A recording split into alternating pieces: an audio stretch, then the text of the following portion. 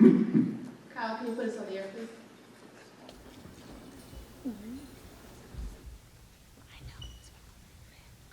All right. Good afternoon, everyone. Welcome to the June 23rd, 2025 work session of the Board of Education of Charles County. Please stand for the Pledge of Allegiance.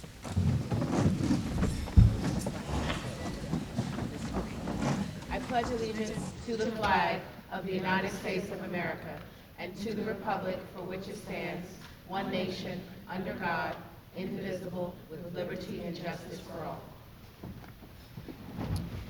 Thank you. All right. I will take a moment to share the mission statement. The mission of Charles County Public Schools is to provide an opportunity for all school-aged children to receive an academically challenging, quality education that builds character, equips for leadership, and prepares for life in an environment that is safe and conducive to learning. Welcome again, everyone. I'm your board chairperson, Yanel Morley, and we will now continue on with our program. First up is something that is very near and dear to us. We're welcoming a new student board member. Her term officially begins on July 1st of 2025. Miss Munachi Obinali, a junior at Plata High School.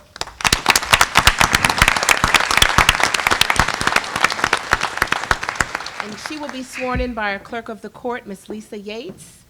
So Miss Yates, if you could please, where do we want her to set up, Dr. Navarro? Over there? Okay. If you could just join her, Munachi.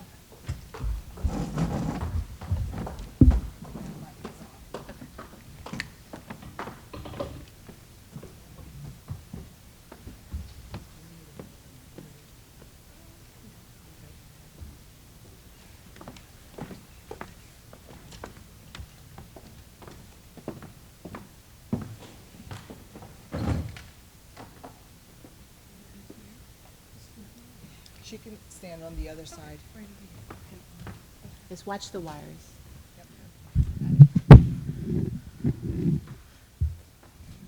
And just look at Miss Yates. Look at me. There you go. There you go. Can everyone hear me? Yes, ma'am. Okay. Raise your right hand and repeat after me. I state your name. I, Munachi Obinali, Do swear or affirm do swear or affirm that I will support the Constitution that I will support the Constitution of the United States of the United States, and that I will be faithful and I will be faithful and bear true allegiance and bear true allegiance to the state of Maryland to the state of Maryland, and support the Constitution and support the Constitution and laws thereof, and laws thereof, and that I will, and that I will, to the best of my skill to the best of my skill and judgment, and judgment, diligently and faithfully, diligently and faithfully, without partiality or prejudice, without partiality or prejudice, execute the office of execute the office of State Board of Education State Board of Education according to the Constitution according to the Constitution and laws of the state. and laws of the state. Congratulations.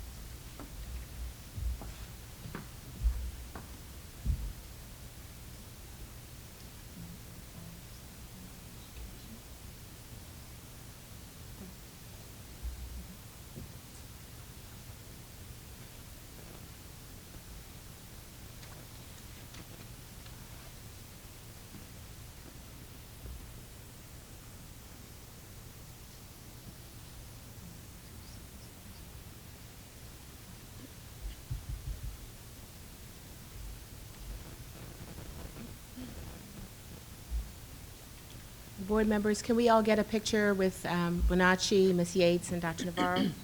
We can line up.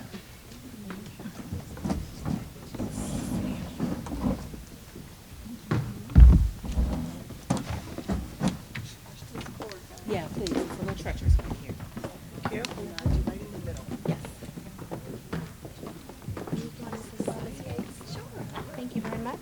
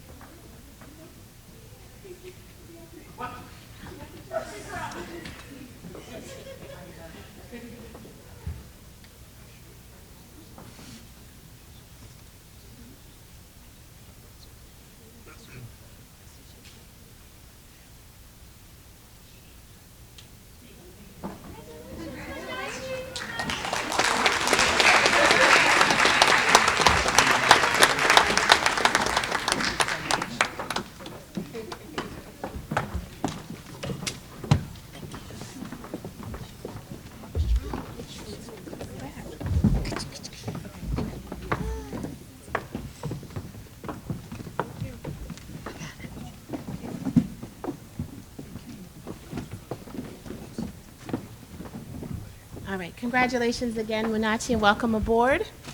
Next up, we have some incredible State Student Award winners to recognize. Woohoo! All right. Okay, Mr. Conley, if you would, sir. Yes. Good evening, Chair Morley, Vice Chair Kramer, board members, Superintendent Navarro. Or you have a, usually I have a little intro. script to go Okay. through. Let us know when you're ready. Parents, families, and friends. This evening, we are here to recognize a number of state champions in the fields of athletics as well as career and technology education. The first group of students who will be recognized are high school athletes who are state champions in track and field or unified track and field from 5 different high schools across the county. Athletes and coaches at these schools will be introduced and congratulated by high school athletic directors and members of the school's administrative teams. Introducing our first group of honorees from Plata High School's boys 2A track and field team is Athletic Director Chris Butler and Principal Douglas Dolan.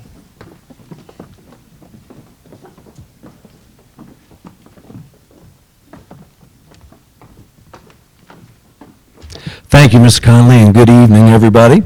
On behalf of Mr. Dolan and La Plata High School, it is my pleasure to introduce our track and field shot put state champion, Mr. Seema Saavedra. This young man threw the 12-pound implement 52 feet, 8 1/4 inches to secure the championship.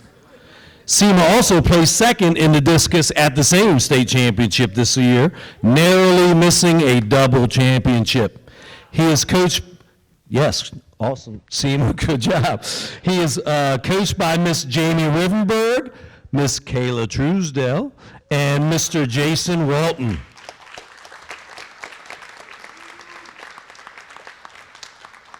Congratulations, Seema and his coaches. Great job.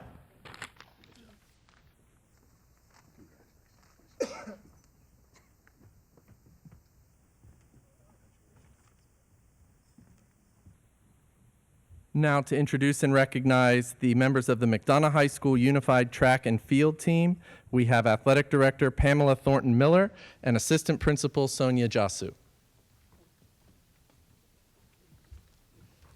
Good afternoon, board members. A little shorter than he is. I would like to take this moment to introduce you to our Unified State Track Champions. They are coached by Tiffany Cook and Jen Shettle.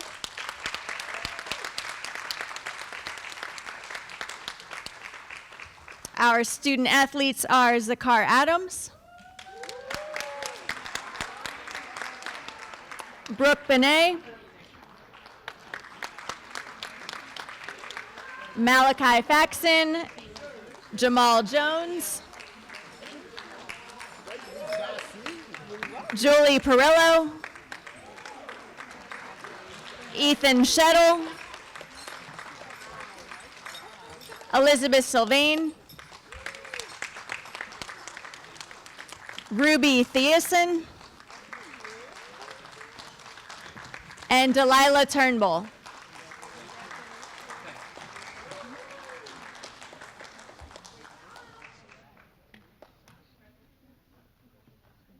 On behalf of Principal Russell and all of Ram Nation, we are very proud of this team and their coaches.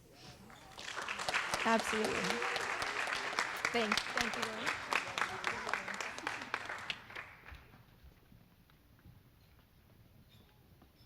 Next up, we have the North Point High School Girls 4A Track and Field State Champions being introduced and recognized by Assistant Principal Asa Daniels.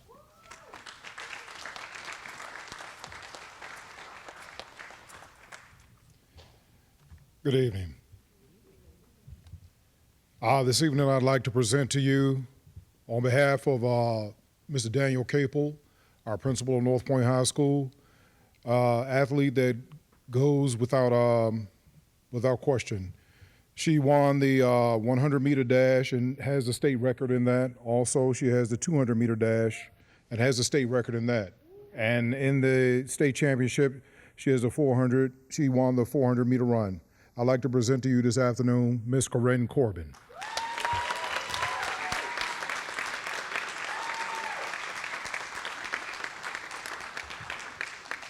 With 8 state championships, indoor and outdoor, in her high school career, she leaves North Point as the most decorated individual athlete in school's history.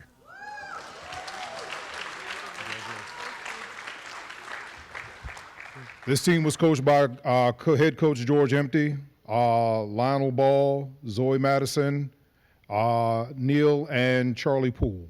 Thank you.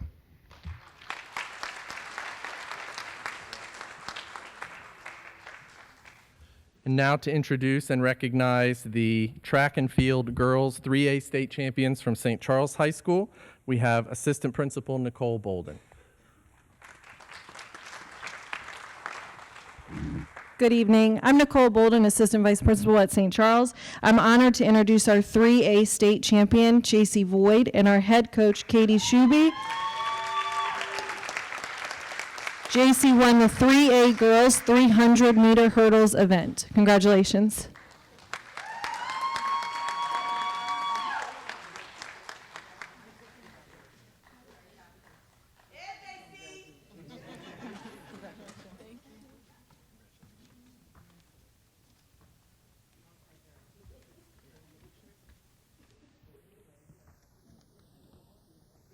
And rounding out our athletic honorees, we have the 2A state champions from Westlake High School in track and field being introduced by Athletic Director Andrew Dutrow.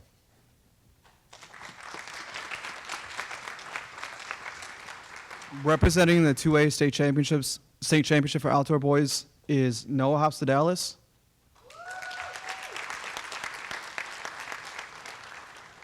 James Francis.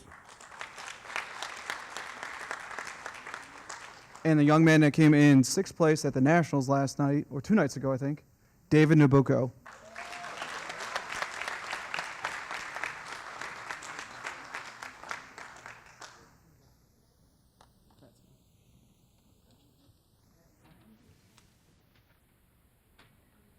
And I did forget to mention, they are all Americans too.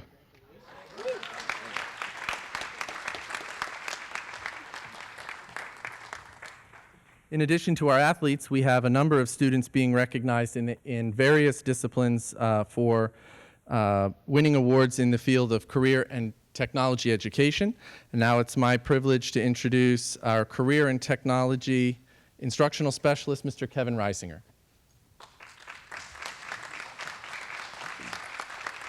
Good evening, thank you.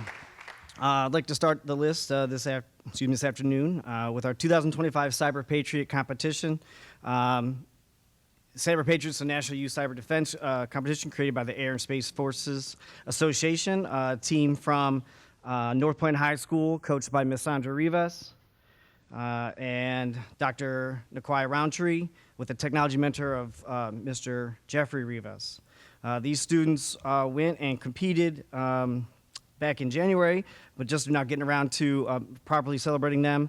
But the teams in the competition, teams take on several IT roles and professionals and try to solve problems and to work through it. So as we go through that, they excelled in the gold division, placing 8th out of 206 teams, proudly taking the #1 spot in Maryland. So these, that's very good. Very coming up would be Eric Chen, Amari Edwards, Devin Kelly, Victoria Rosado Reyes.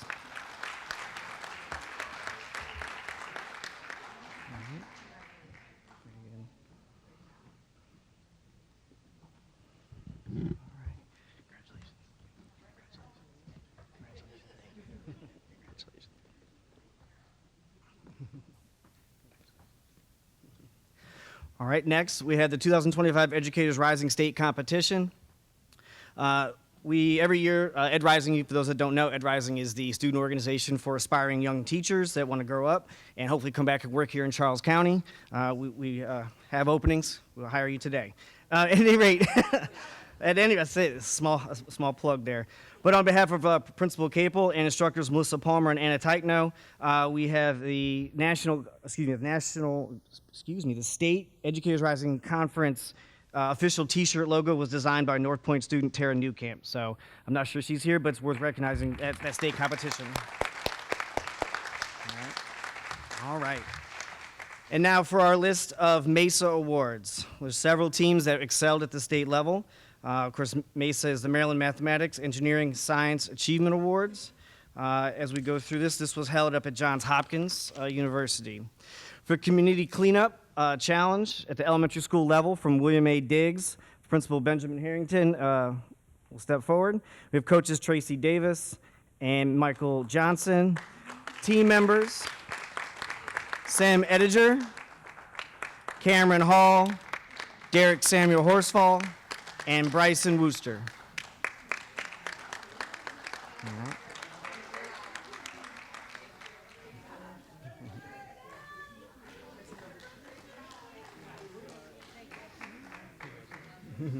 Congratulations. Congratulations. Congratulations. Congratulations. All right. All right. Malcolm Elementary School, we have Planetary Lander Challenge at the elementary school level.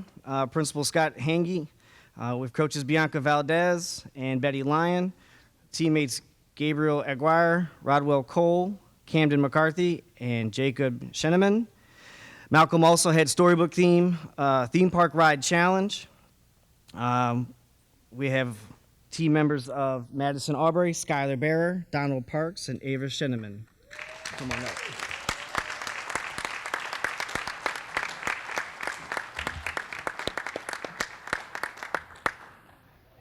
All right.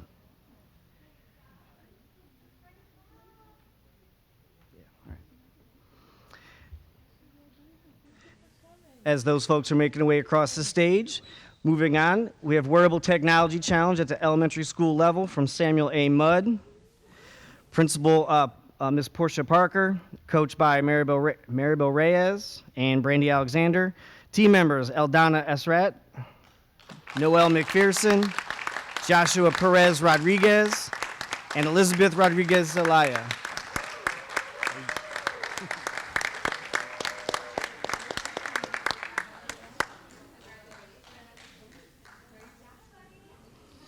All right.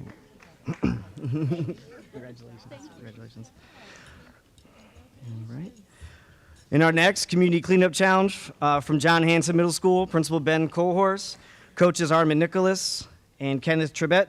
We have team members Gabriel Nicholas and Bain Overby. Again, not sure they're here, but worth recognizing all the same.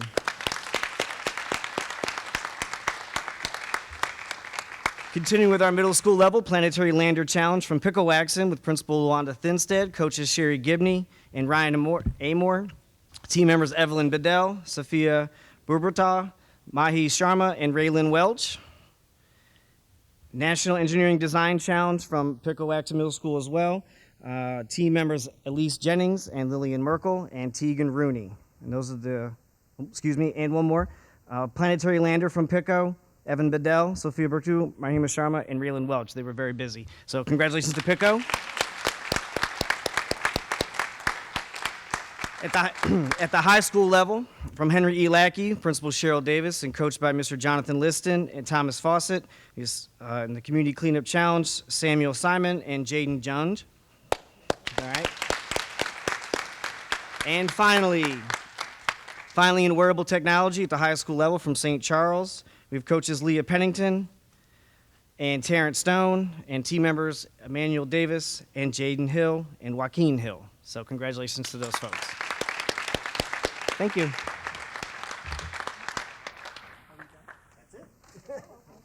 Next time, we're going to do it in Ocean City. Try to figure out where these kids are. That's where they are.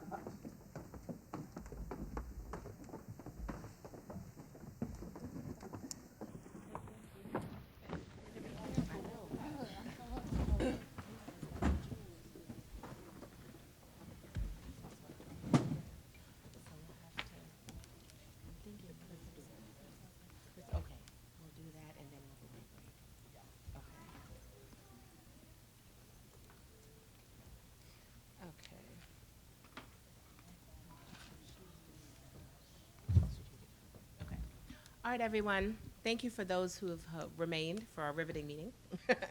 We're going to do a bit of a pivot since we finished early with the recognition of the State Student Awards.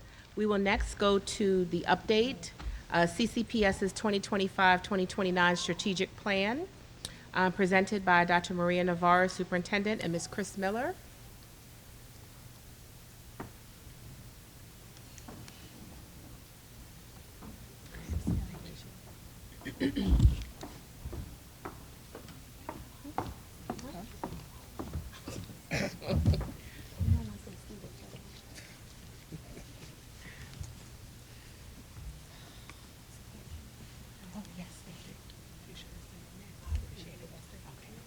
You need some? Oh, sure. Yes. So as Ms. Miller is setting up, I just wanted to set the stage. As you're aware, this evening we're bringing forward the work of many, many months of engagement throughout the school system. It really is, and Ms. Miller will go through the details, it really is an opportunity, once again, to come to the board on the progress of our work thus far. But our goal this evening is to get some feedback and input from the board members so that we can finalize any details. And it is our goal to bring this to the board at the August board meeting so that we can launch our full strategic plan 2025 to 2029. So with that, I will pass it to Ms. Miller. Thank you. Good afternoon, good evening. I feel like we just saw each other, maybe, spent most of the day together. I loved it. I love that I'm here again. Thanks for having me. Pleasure. Thank you. Always my pleasure. As Dr. Navarro talked about, we are going to talk to you about the beginning steps of the next strategic plan. And so, as you know, we had a strategic plan for the first 4 years with under Dr. Navarro's leadership. And so what we're looking, I'm jumping ahead a little bit here.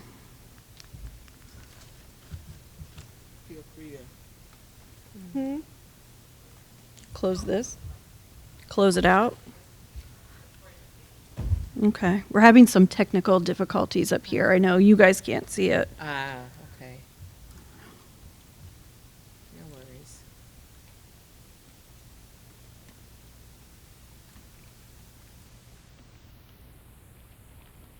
And Chris, feel free to refer to the slide. Okay, that's what we're going to do here. So I'm sure you remember Dr. Navarro we are on slide 2.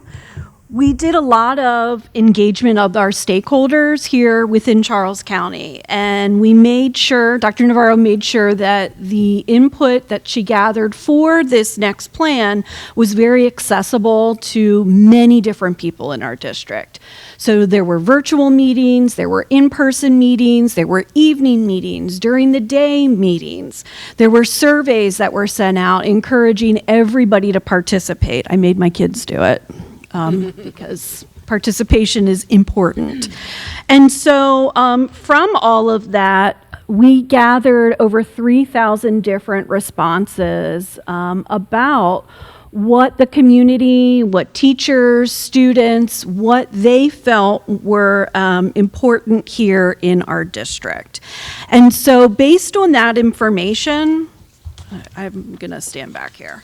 What we did was we had a retreat that included 28 members in April, where we went and we discussed different initiatives and what really elevated to the top of the concerns of the district.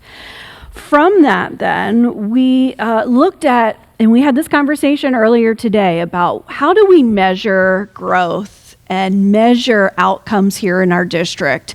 When we're talking about what is important here, how do we measure that? So that's really the top of the list when we're talking about creating this strategic plan. And so we're here today with a very draft, and you're gonna hear me say that annoyingly so. This is intended to be a draft. This is intended to get feedback from you as our board, and we're also going to be asking for feedback from our community members as we move forward again. So from all of this work, there were 4 main goals that really elevated to us as we were creating this. And I want to credit Dr. Jamie Whitfield Coffin. I know she was outside.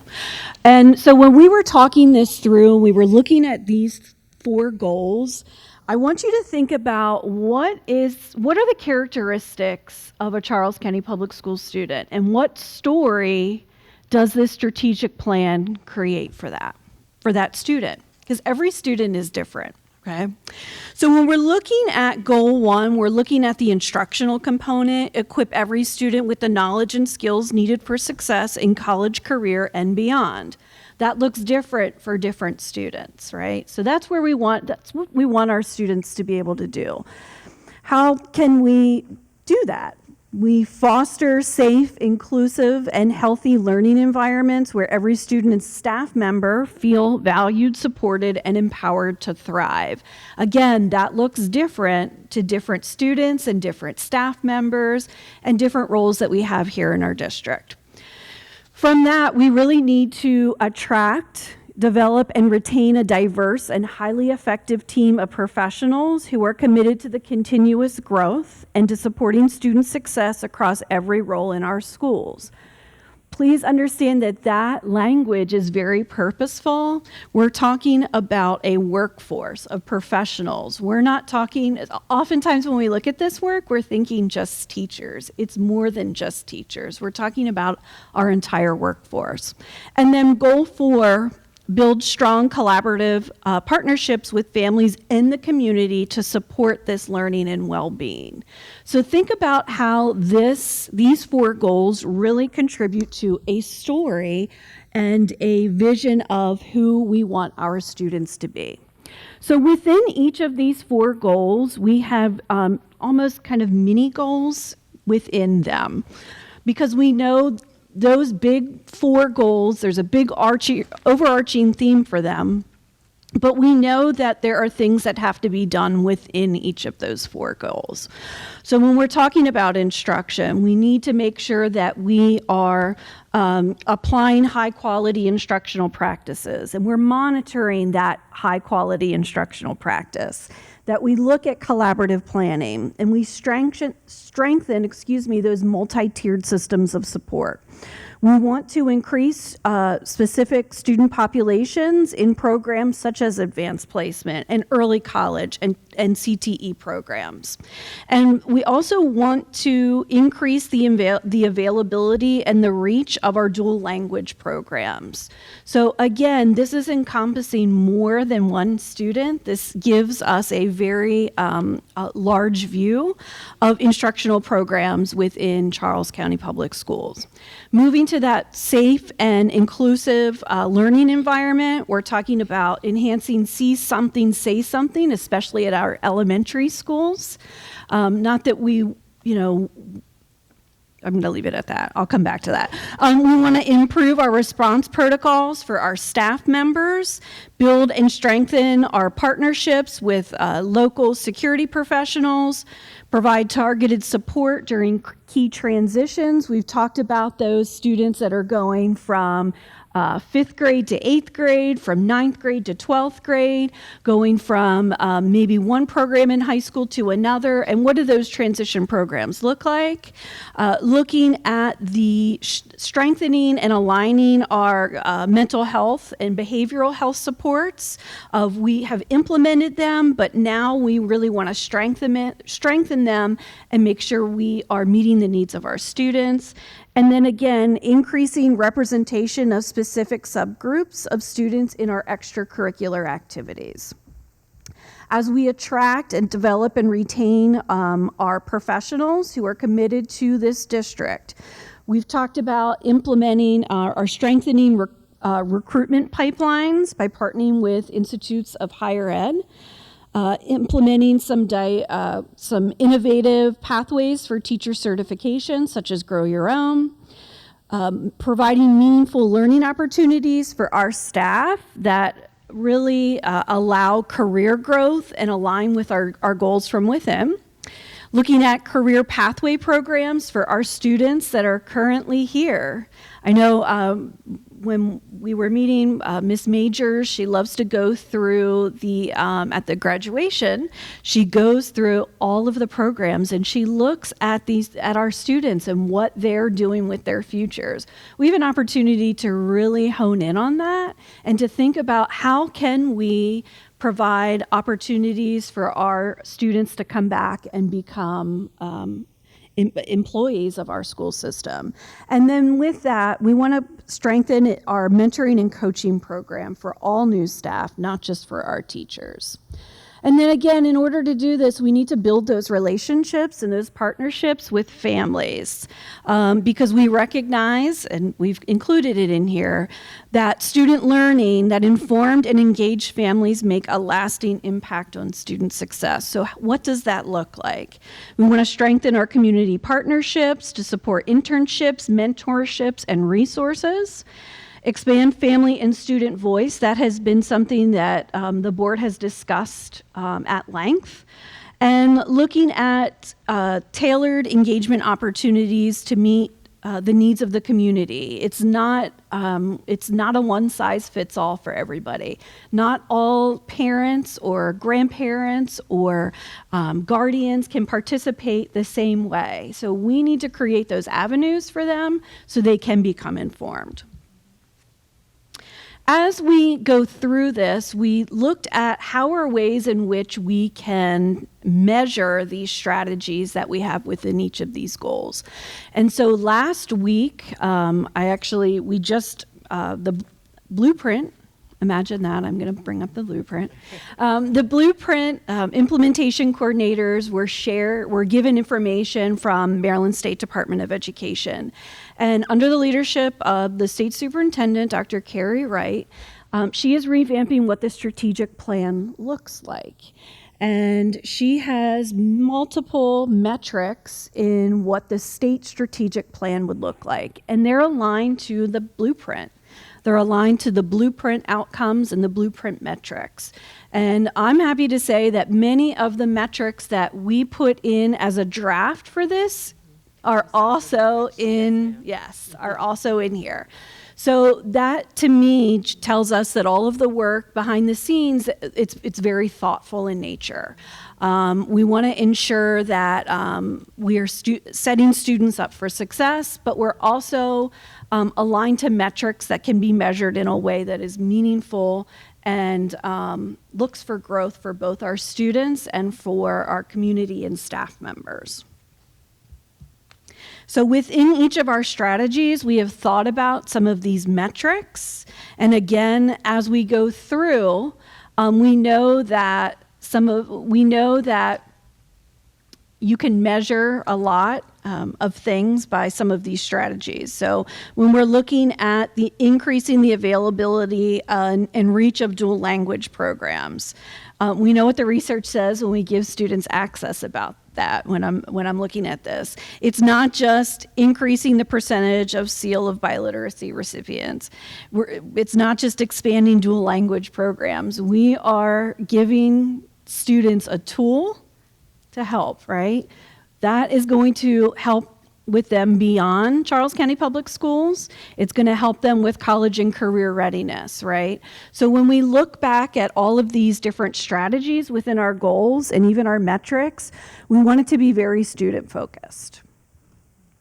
So from each one in, I didn't know if you wanted to go through each of those, or I know you had the opportunity to review this prior. I guess I want to know, do you want me to review this, or do you want to ask questions?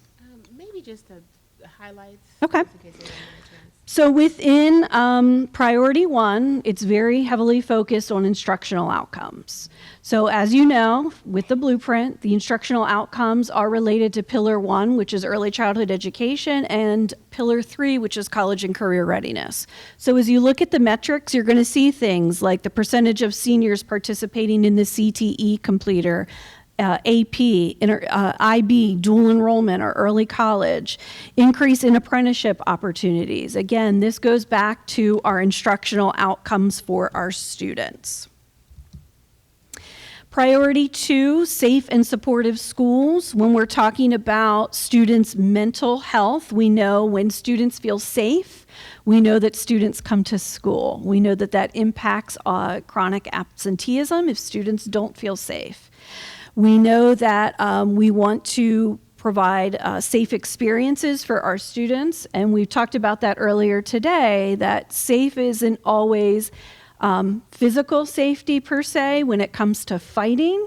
It may be a sense of belonging within a school or within a classroom. And so that's really related to Pillar 4. So when we talk about the students' responses and how they're feeling, we're also going to look at their attendance rate. We're going to look at increased access to services that are really meeting the needs of the students. And of course, when there's that sense of belonging, and we talked about, again, extracurricular activities, having that access and allowing students to, giving them that bridge to help them with their eligibility, and what difference we see with that with our students.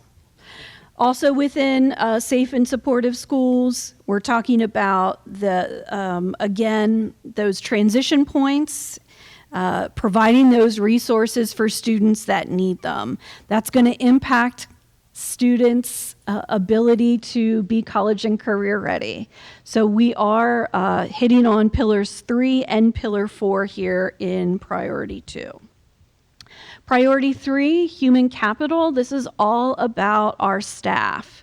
And we're looking at increasing the retention rates for our staff here, not just for our teachers, and to address the workforce shortage that we are facing here in Charles County. As you know, that's all related to Pillar 2 in the blueprint. And being able to provide these opportunities for staff members, especially in areas where we're really facing the workforce shortage. I know we talked earlier today, Dr. Navarro has talked about our bus drivers and how we face a real workforce shortage with that. So what are ways in which we can create career pathways for current employees that may want to jump in a different position where we have a real shortage area? Priority 4, engaging schools and impactful community partnerships. Again, when we talk about what we've learned about our community schools, what lessons can we take from our 10, soon to be 14 community schools here, and how can we expand that reach? How can we provide those opportunities for our families? How can we help students and families become more connected within our schools? Again, that goes back to Pillar 4 when we're talking about those high leverage opportunities for students and for families. So as we go through this, what we're looking for as you from the board is this strategic plan. Are we warm? Are we cold? Right? Does this reflect your vision as you guys have these discussions within your group? Is there anything missing from the framework? Is this work actionable and measurable? And what other comments and questions may you have for us that we can take back to the team? All right, thank you very much. Mr. Burke, you had something? I'd like to say I'm very, is this on? Yes. Okay. I'm very impressed with the strategic plan. I really like the specificness and the specificity, yeah, and the actionability of these items. And I think they hit on priorities that are very important to our constituents. I do just want to ask for priority 3. One of the metrics is increasing the number of MOUs with IHE. What does that mean? So a memo of understanding with institutes of higher ed. So what we have found is that one of the barriers for some of our staff members to take college courses is the cost of it. And while they are reimbursed for taking the college courses, what we want to do is remove the barrier from them to have to even pay ahead of time and get reimbursed. So we want to increase the availability of these partnerships with colleges and universities, so Charles County Public Schools can prepay those college courses instead of the employee having to pay for the course up front and then get reimbursed. We have those memos of understanding right now for our teachers, but we don't have them for our support staff. That's a great question. Thanks for asking that. Thank you. Ms. Bella Washington? Yes, thank you again for this. This is great. Along the same line as Mr. Burke, but also on priority number 4, are we looking at how we can better streamline volunteers coming into the school? Because we heard a lot of, we want to get in, but it's hard to get in. And also bridging a gap with our mental health community out there, because it's so hard, for someone to come into the school and be a mental health, but if we can partner with already existing mental health to help us, is that something that we could, look at and maybe improve on that piece also? Yes, absolutely. So one of the things that we're being very aware of is how do we work together within our departments? Because when we look at the lessons that a community school may have, they receive additional support from MSDE. When it comes to providing those supports to students. So what are the lessons that we can learn from some of our other schools that get those supports from MSDE, and how can we stretch that to our other schools, right? Also thinking about siloed work and how we need to be more intentional with, and I admit it, I do it all the time. We go in with blinders, right? My work is blueprint. And so we need to think more globally within our system about how we're working with each other to ensure that it's not siloed work. And part of that conversation is about the volunteerism in the district and how we can streamline that better. So thanks for bringing that up. Thank you. I want to give kudos to our strategic engagement subcommittee. I know you all have spent quite a bit of time, delving deep into this work. We had a board retreat earlier today, and we talked about some of that and have had an opportunity to see it for ourselves, to get feedback, to add our own input, and also the community engagement subcommittee. I think this is right where we can pick up once all of this has passed, to help get the word out and to bring more partners on board. So I'm incredibly excited. I have a couple of questions, but I'll hold off. Okay, we can make our way down. Ms. Thomas, yes, and if I could remind the board members, as per our agreement, 2 questions or comments. Thank you.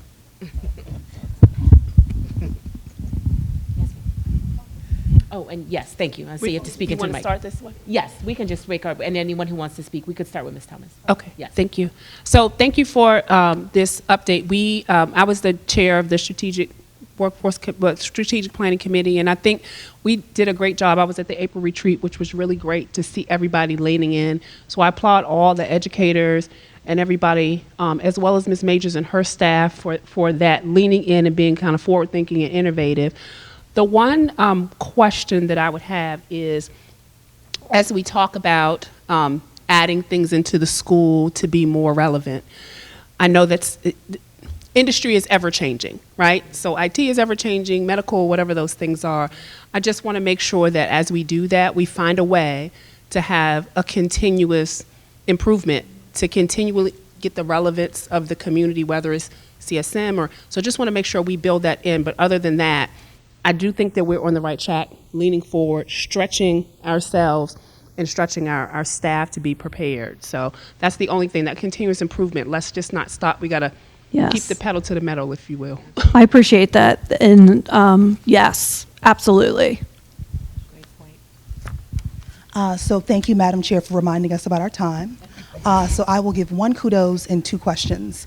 Definitely wanted to give kudos for the entire strategic plan. I thought the county is taking the right approach, which is to ensure the community is engaging at the front end, but also on the back end before we finalize. Also for goal 2.4, kudos in that we're thinking about key transitions for students. I'm specifically thinking about our students with disabilities who are transitioning from elementary to middle to high. That looks very different for them as it might be for other students. So kudos to that. My two questions are, the first one is on goal 1.6. I would love if we can have some sort of middle school metric. The majority of those metrics in terms of our move to being more biliterate, ensuring that our students are global citizens really focuses on high school. But I know the superintendent has made an intentional push to ensure that we have multiple languages in the middle school level, going all the way back to 7th grade. So thinking specifically about how we're preparing that educator workforce to understand the rigor of the seal of biliteracy, so that as those students are entering into French, Spanish in 7th grade, they understand the track they're on, if that's something they want to attain in high school. So would encourage us to think about a middle school grade in terms of how we're helping our educator workforce, as well as preparing our students at those earlier levels. So maybe that's less of a question and more of just a statement and a request. I see Dr. Navarro's writing. She's taking notes. Okay. No, please don't. Please write notes because I don't have a pen. The next, less of a question, I guess more of a statement, for goal 2 and kind of goal 4, where it talks about family engagement, would definitely encourage us to think about, I've coined the term sort of family contract, in thinking about how we help our families recognize how to engage with the school, especially in instances where the student may have harmed the school community or may have harmed the classroom setting, and thinking about like what's that role for families to help their student become re-engaged if they've been suspended, if they've been in out of school time. What's the role of the family in helping to reacclimate that child into the school environment? Recognize what we are supposed to do as a school system, but also helping families to kind of meet us in the middle so that we too can work as partners in helping this child kind of be reacclimated. Perfect. Thank you. That's all I have. That's great feedback.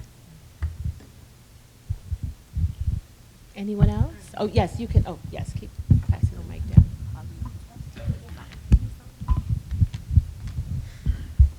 You were talking about grow your own. Can you elaborate on that? Sure. So we have workforce in our schools right now working as paraeducators or instructional assistants or secretaries, building service workers. They're committed to the work of the school system. What are ways in which we can grow them into teachers? What are some alternative pathways that we can help provide them with in order to get degreed and to get licensed to become teachers? One of the things that we've seen post-pandemic, we have a lot of non-licensed teachers in our classrooms right now. But we have so many dedicated personnel who may not understand how to become licensed as a teacher. So what are ways in which we can support that workforce, and how can we help them become certified? We're also looking at how we can empower our current students. You know, I know I've had conversations. I always look to Ms. Butler Washington when I'm talking about my daughter.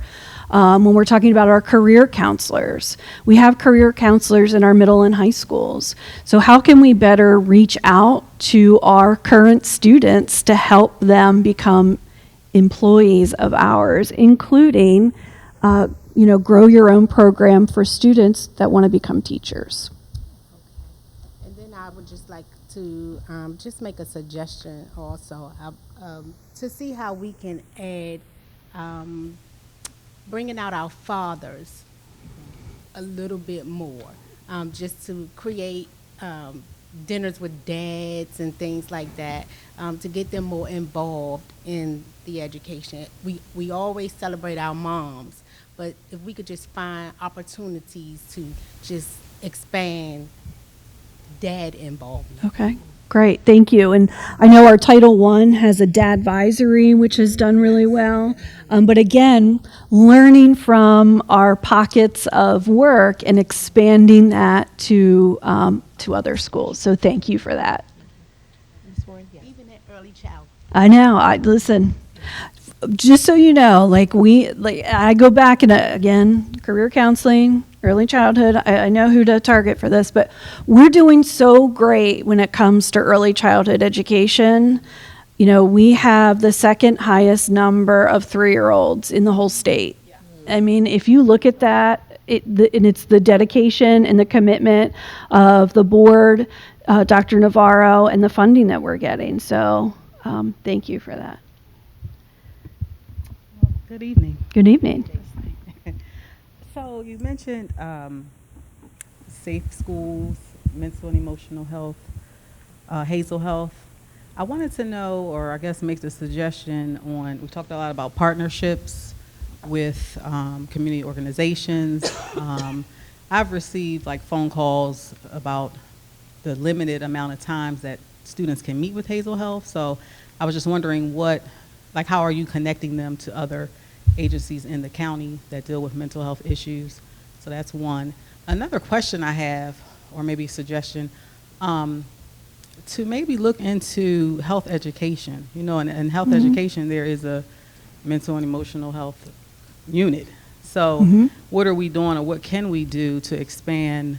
Shout out to my health teachers, and I'm sorry, but I want to mention this, but kind of really beef up and hone in on that piece of the curriculum in health education, because that's an important unit that, just using some of the teachers, the staff that we have, the school counselors. Yes. In addition to Hazel Health, but, working from the inside of the school out kind of thing. Yes. So really, but really, I'm really stressing the importance of health education in middle school and in high school. Yes. And I know it's a schedule thing and electives and all that, but if you all would consider that, that would be good. So one of the things, and Mr. Lowndes, you can come up here. Any of my phone friends can please rush the stage at any time. Mr. Lowndes, come up here. Mr. Lowndes. Do you like how, yeah, it's okay, Mr. Lowndes. So what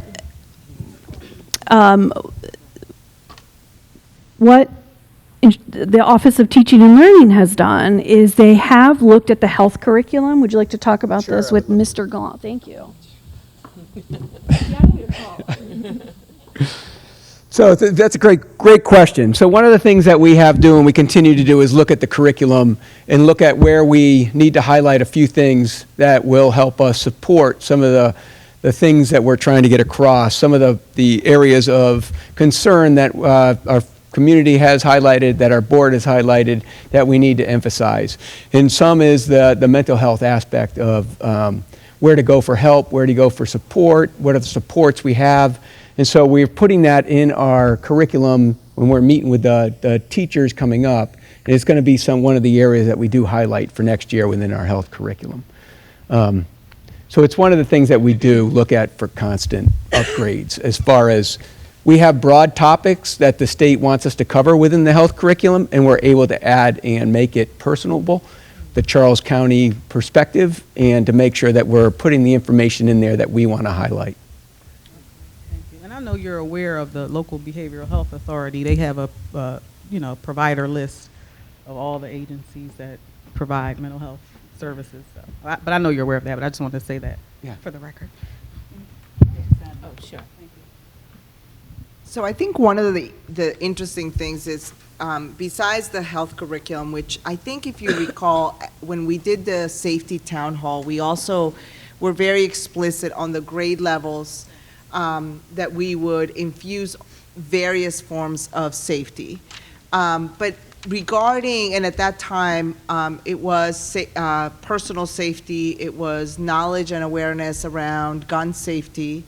But regarding the behavioral well-being of students, and I think you bring up a really good point around, at the legislative breakfast last time, I mentioned to the board and the commissioners that what we're trying to do as a county is figure out all of the services that are provided through other agencies, including the school system, but other agencies, to really get a handle on how many children are being supported through behavioral health and other services comprehensively for the county, because the school system will do some of this work, but we will also be referring out. And what we are really interested in is figuring out what is the collective impact that we're having as a multi-agency approach to this work. Because we will, at some point, be limited with an amount of time that we have. So yes, some of our families will get sort of starting behavioral support for families, but they may need long-term therapeutic support in other areas. So I think that's an important piece to think about when we talk about safety, because I think we define safety in a couple of different ways. But we will continue to try to work through this multi-agency approach, because what we really need to come back to is a county-wide response, of which the school system absolutely is looking at its own internal metrics, but I think collectively the multi-agency approach really provides families. At some point, the school system will not be the leading agency or the appropriate agency for services, but collectively we need to understand what that means, because we have to address those issues as a community so that students are ready to learn. Thank you, Dr. Navarro. Madam Vice Chair.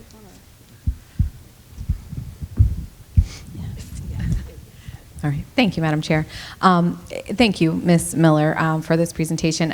As you all know, I'm a member of the Strategic Planning Subcommittee as well, so we kind of got a little preview of this, and then as Madam Chair said, then the entire board was in a retreat today, so we've been able to really dive into this quite a bit. And I just, being deeply involved in this, and seeing a lot of the background, I just want to applaud Dr. Navarro and the staff that has, and everyone that's participated in any of the sessions, for the true investment into this work, because this is an investment.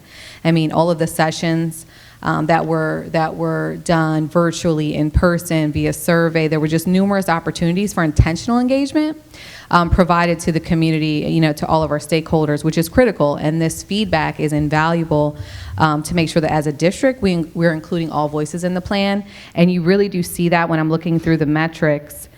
They're directly tied to a lot of the feedback that we receive from stakeholders. And I was looking for that in reviewing the survey responses, and it's all there, so all of the metrics, that we're also in alignment with the blueprint are in alignment with feedback that we receive from staff, from families, from the community. So I just really wanted to point that out. And then when it comes to 3.5, we talked a little bit about, with Dr. Navarro in one of our subcommittee meetings, about the strengthening the mentoring and coaching programs. And I just wanted to highlight something that we talked about was not just tailoring professional development to like certificated versus non-certificated, but also some feedback that I've heard, and I know some other board members have heard from staff, are tenured versus non-tenured. So if I'm a 20-year educator, I probably don't need some of the things that maybe my 3-year in counterparts need. And so some of them are asking for something, a little more high level. Absolutely. For, a much more tenured teacher. And so just make sure that we're tailoring that professional development so that everyone is getting something valuable out of it. So I just wanted to just point that out. And then when it comes to priority 4, engaging schools and and talking about those impactful community partnerships. Some of us recently attended the FACE Academy's first graduation of the cohort at Eva Turner. And that was just truly phenomenal work by the Office of Community Engagement and Equity. And I just wanted to share with the public, as Ms. Chapler-Thomas said we could, that the Academy is expanding next year. Yes. To be, eventually be district-wide. And so just really happy about the work that's going on there, and that we are also being intentional about working with the Office of Teaching and Learning to making sure that we're bringing in more topics that are relevant to families, Yes. so that we can keep that connection and partnership going. So Yes. thank you. Thank you. Thank you, Madam Vice Chair. Just 2 quick points, as a lot of what I was going to share has already been said. The first to Ms. Jamila Smith's point around 1.6, increasing the availability and reach of dual language programs, wholeheartedly support this. Graduated from college being fluent in Spanish, working my way back to that, but just something to consider, and I understand fully that there are a lot of barriers. However, oftentimes what prevents students from continuing with the languages is the conflict with other core required classes. And my daughter faced that as well.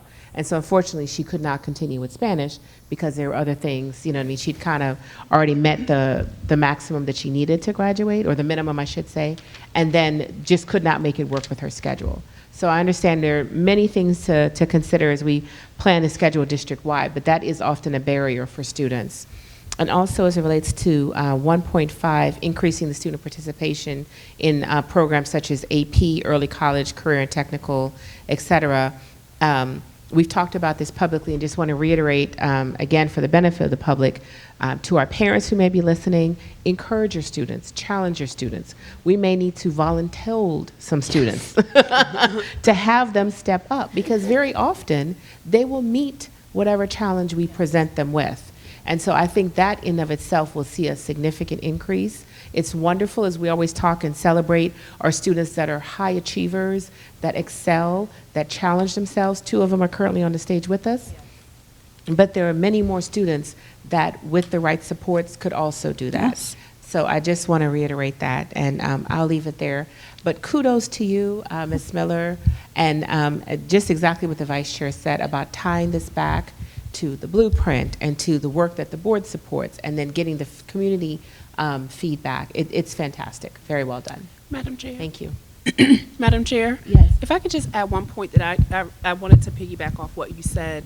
I know that there was some point where, like, if you were in a CTE program, then you couldn't do dual diploma, or if you were in a AP class, you might not have the opportunity. I do want to make sure that we, to your point, resolve that issue. Because I remember my daughter was I think she was in the Cisco program, and she wanted to do some early college, but she couldn't do both because of the schedule. So I do think if we have students that want to be aggressive and have as many opportunities, I know it's a scheduling conflict, like it's trying to get the schedules, but if we can help students resolve some of those things, I think if we can, we should. I absolutely agree. Yeah, thank you. I just wanted to, because I know we talked about that, but I do think it's important. And I do think our SMOB, Sam, may have brought that up in the past, that it was a struggle trying to do many things because of the schedule conflict. Absolutely. So if counselors can help students or whatever, I think we should just investigate any feasibility for students. Thank you. So I do want to say, we have added opportunities for students to take some courses for original credit. And I think, that with the students that are doing that, it does open up a little bit more of the doors for them. But there are choices that students are going to have to make no matter what no matter how many doors we try to open. For example, the early college, it does prevent students from finishing their CTE pathway. If a student does go to the early college, they're choosing to take either a certificate from the College of Southern Maryland or an AA from the College of Southern Maryland, and it doesn't provide the opportunity for them to get a CTE pathway from... And it limits the extracurriculars as well, oftentimes. Yeah, well, we have opened up some of those extracurriculars. We have given the students the opportunity to come back by busing with transportation to come back from CSM to still participate in the extracurricular activities. One of the areas that sometimes does still cause a roadblock is when some activity happens during the day, and then they have to be at their class for their college class. They're not able to get back during the day to get to their their maybe chorus Right. presentation that they're Yeah, doing that's for an what they're elementary going. school or something. Yeah, with the early college, they are college students. Right. So- Yeah, more than anything. Yeah. So, Okay, Mr. well, Lyles, I yes. just have one Okay, quick question. Ms. Thomas? Yeah, just one quick question. Yes. Mr. Lyles, if that, so I know that there's conflicts in scheduling, we have to do that, but I think it's really important that maybe students could know in the beginning, because I would hate for students, if, for example, get accepted into a CTE start, then make a change, now we have a CTE seat that's open where another kid might have wanted it, so just trying to help them make those decisions early when they can. That's just my biggest point. Thank you. That was a learning for myself and for my team. And the fact, now that we're talking to folks about the early college program, and now our CTE folks do go out and talk to about their programs, one of the things that we do say is that, if you're going to pick early college down the road, you won't be able to finish your CTE program. Yeah. So we are letting families know up front. Yeah. And, it was, a learning that we had to go through when we first started the early college program. We did not anticipate the amount of students that were in CTE programs picking the early college program and wanting to do both. And so we had to explain at that point that you had to pick one or the other, either go to the early college program or finish your CTE program within the high school. And then I know for those that have started that was a seat in theory that someone else could have taken, so. Correct. So that's what, yeah. Yeah. Our incoming SMOB, Ms. Obinali has a question or a comment? So. You use 1 second. Yeah, sorry, we can hear you, no problem. Okay, so can you hear me? Yeah. Okay. Just tilt it, yeah, or even take it off if you need to. Okay. There you go. So for priority 2, you mentioned improving response protocols for all staff members. So did that mean response to student conflicts or something different?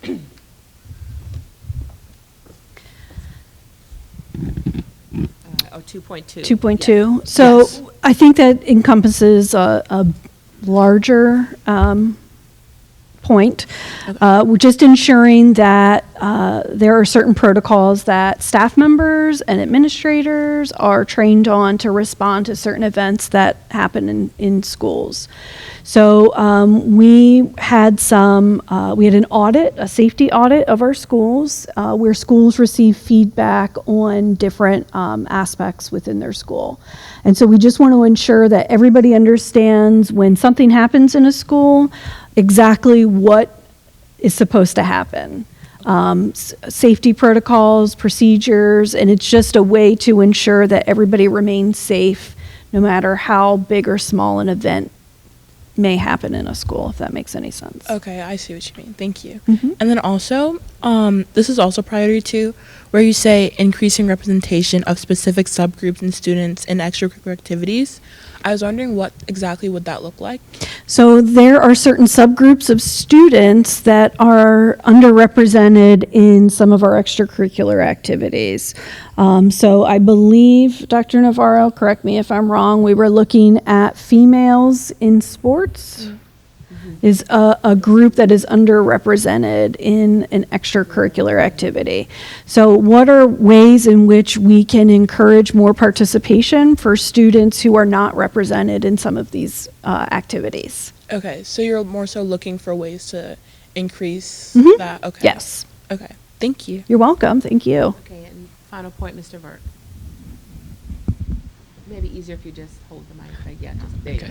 Thank you, Madam Chair. I wanted to go back to our previous point. We were talking about priority 1.5, Yes. which was about advanced placement, early college, etc. One thing I wanted to talk about was,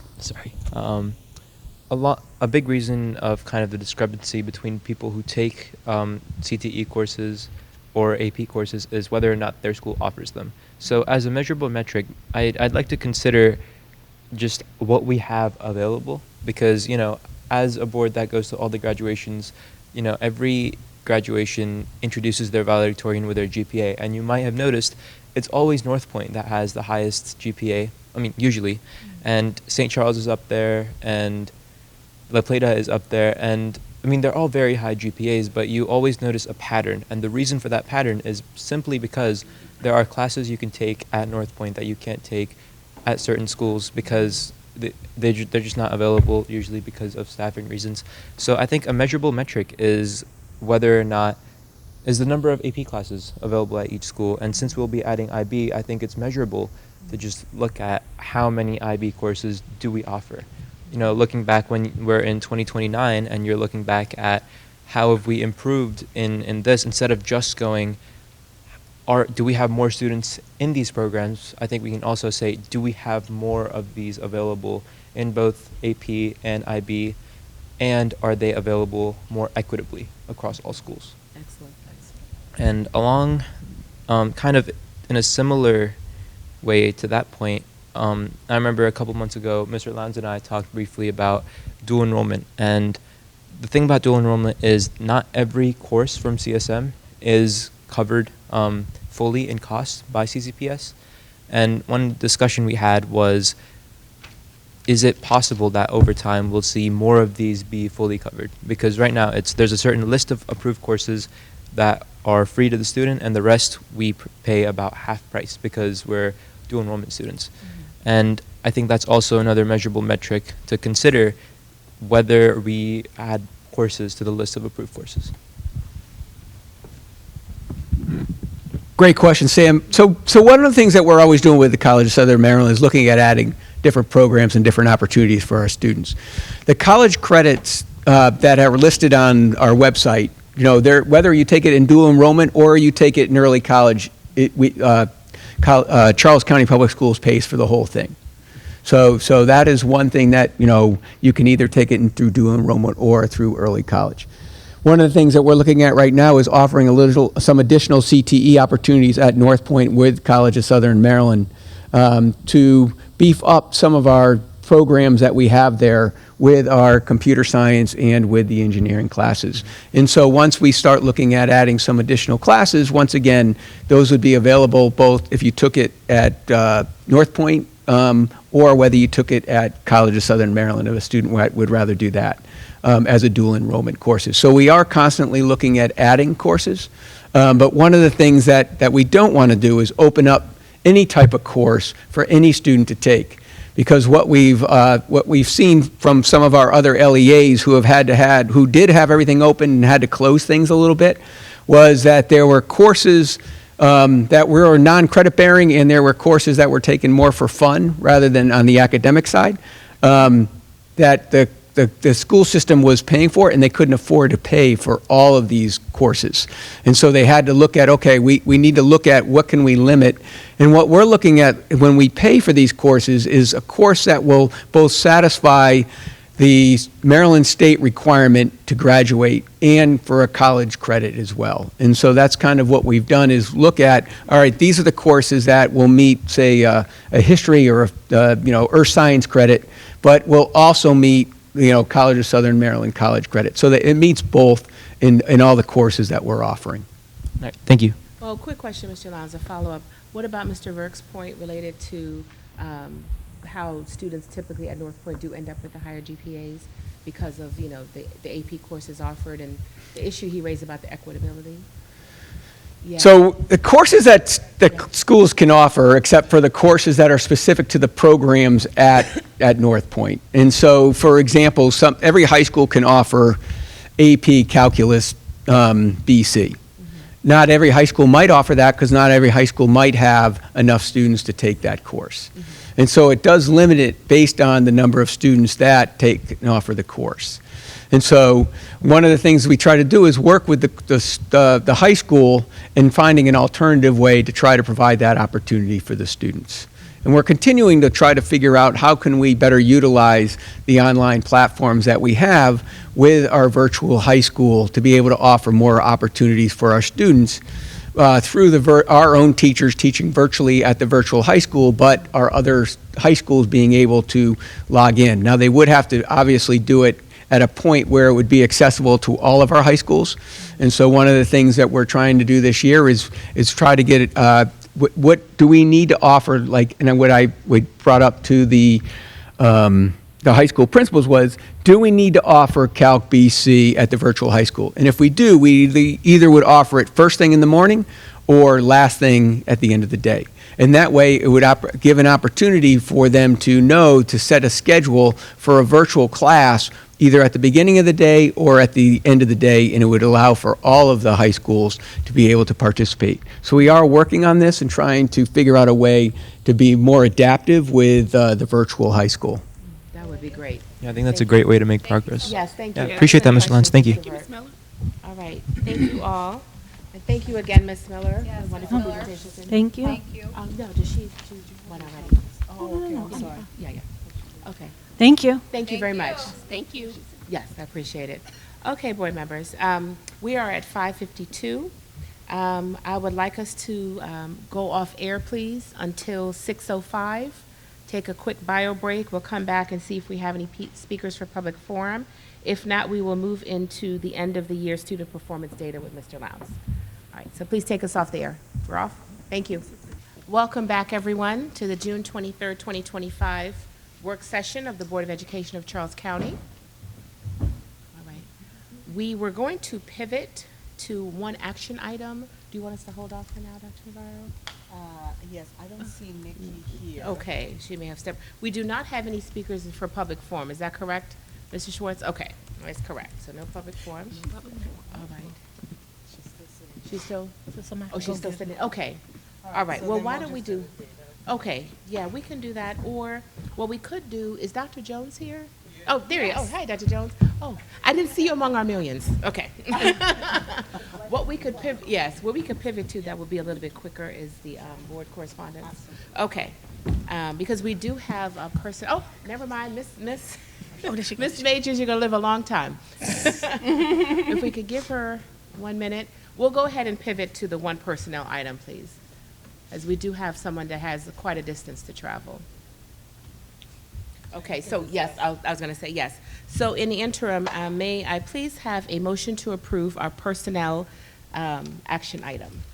From the Vice Chair, seconded by Ms. Smith. Is there any discussion? All right, seeing none, all in favor? All right, thank you very much. Okay, Ms. Majors. Good evening, board members. I'm going to ask my guests to join me at the mic. So I have the pleasure of introducing a new appointee to our community, and that is Dr. Lezedrick Jemison.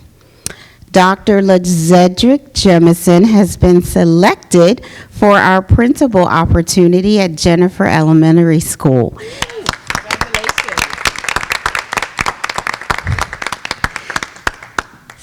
So I am very honored to share a little about his background.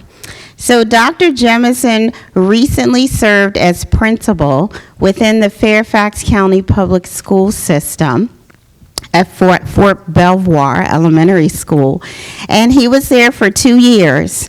Prior to that, he worked in Denver Public Schools for quite some time. He started most recently and served as an interim principal for about 3 years before, or after, I should say, leaving an adjunct professor position at the University of Northern Colorado. He was there for a number of years, actually, teaching at a university level. Prior to that, he was an assistant principal at Aurora Public Schools, also in Denver, for a couple of years. And prior to that, he worked as a principal resident in that same school system. He's done just a variety of roles in terms of administration with Denver Public Schools, which is a pretty large school system. He also comes to us with a number of educational qualifications, holding a bachelor's degree in early childhood education and elementary education from Alabama A&M University. He has a master's degree in educational administration and policy from none other than Howard University in Washington, D.C., and a doctorate of education in curriculum and instructional leadership from Argosy University. So we are just really delighted and excited that you will be joining Charles County Public Schools. And I just wanted to give you 1 minute to say hello to our community and the board. First, I want to say thank you so much, everyone. First, I'm so proud of the board. I'm so looking forward to working with this board along with Dr. Navarro, the hard work that is going to go into the school, and I'm definitely proud to be working with Dr. Kaufman. And I'm sad that Dr. Jones is leaving, but I'm excited about his opportunity as well.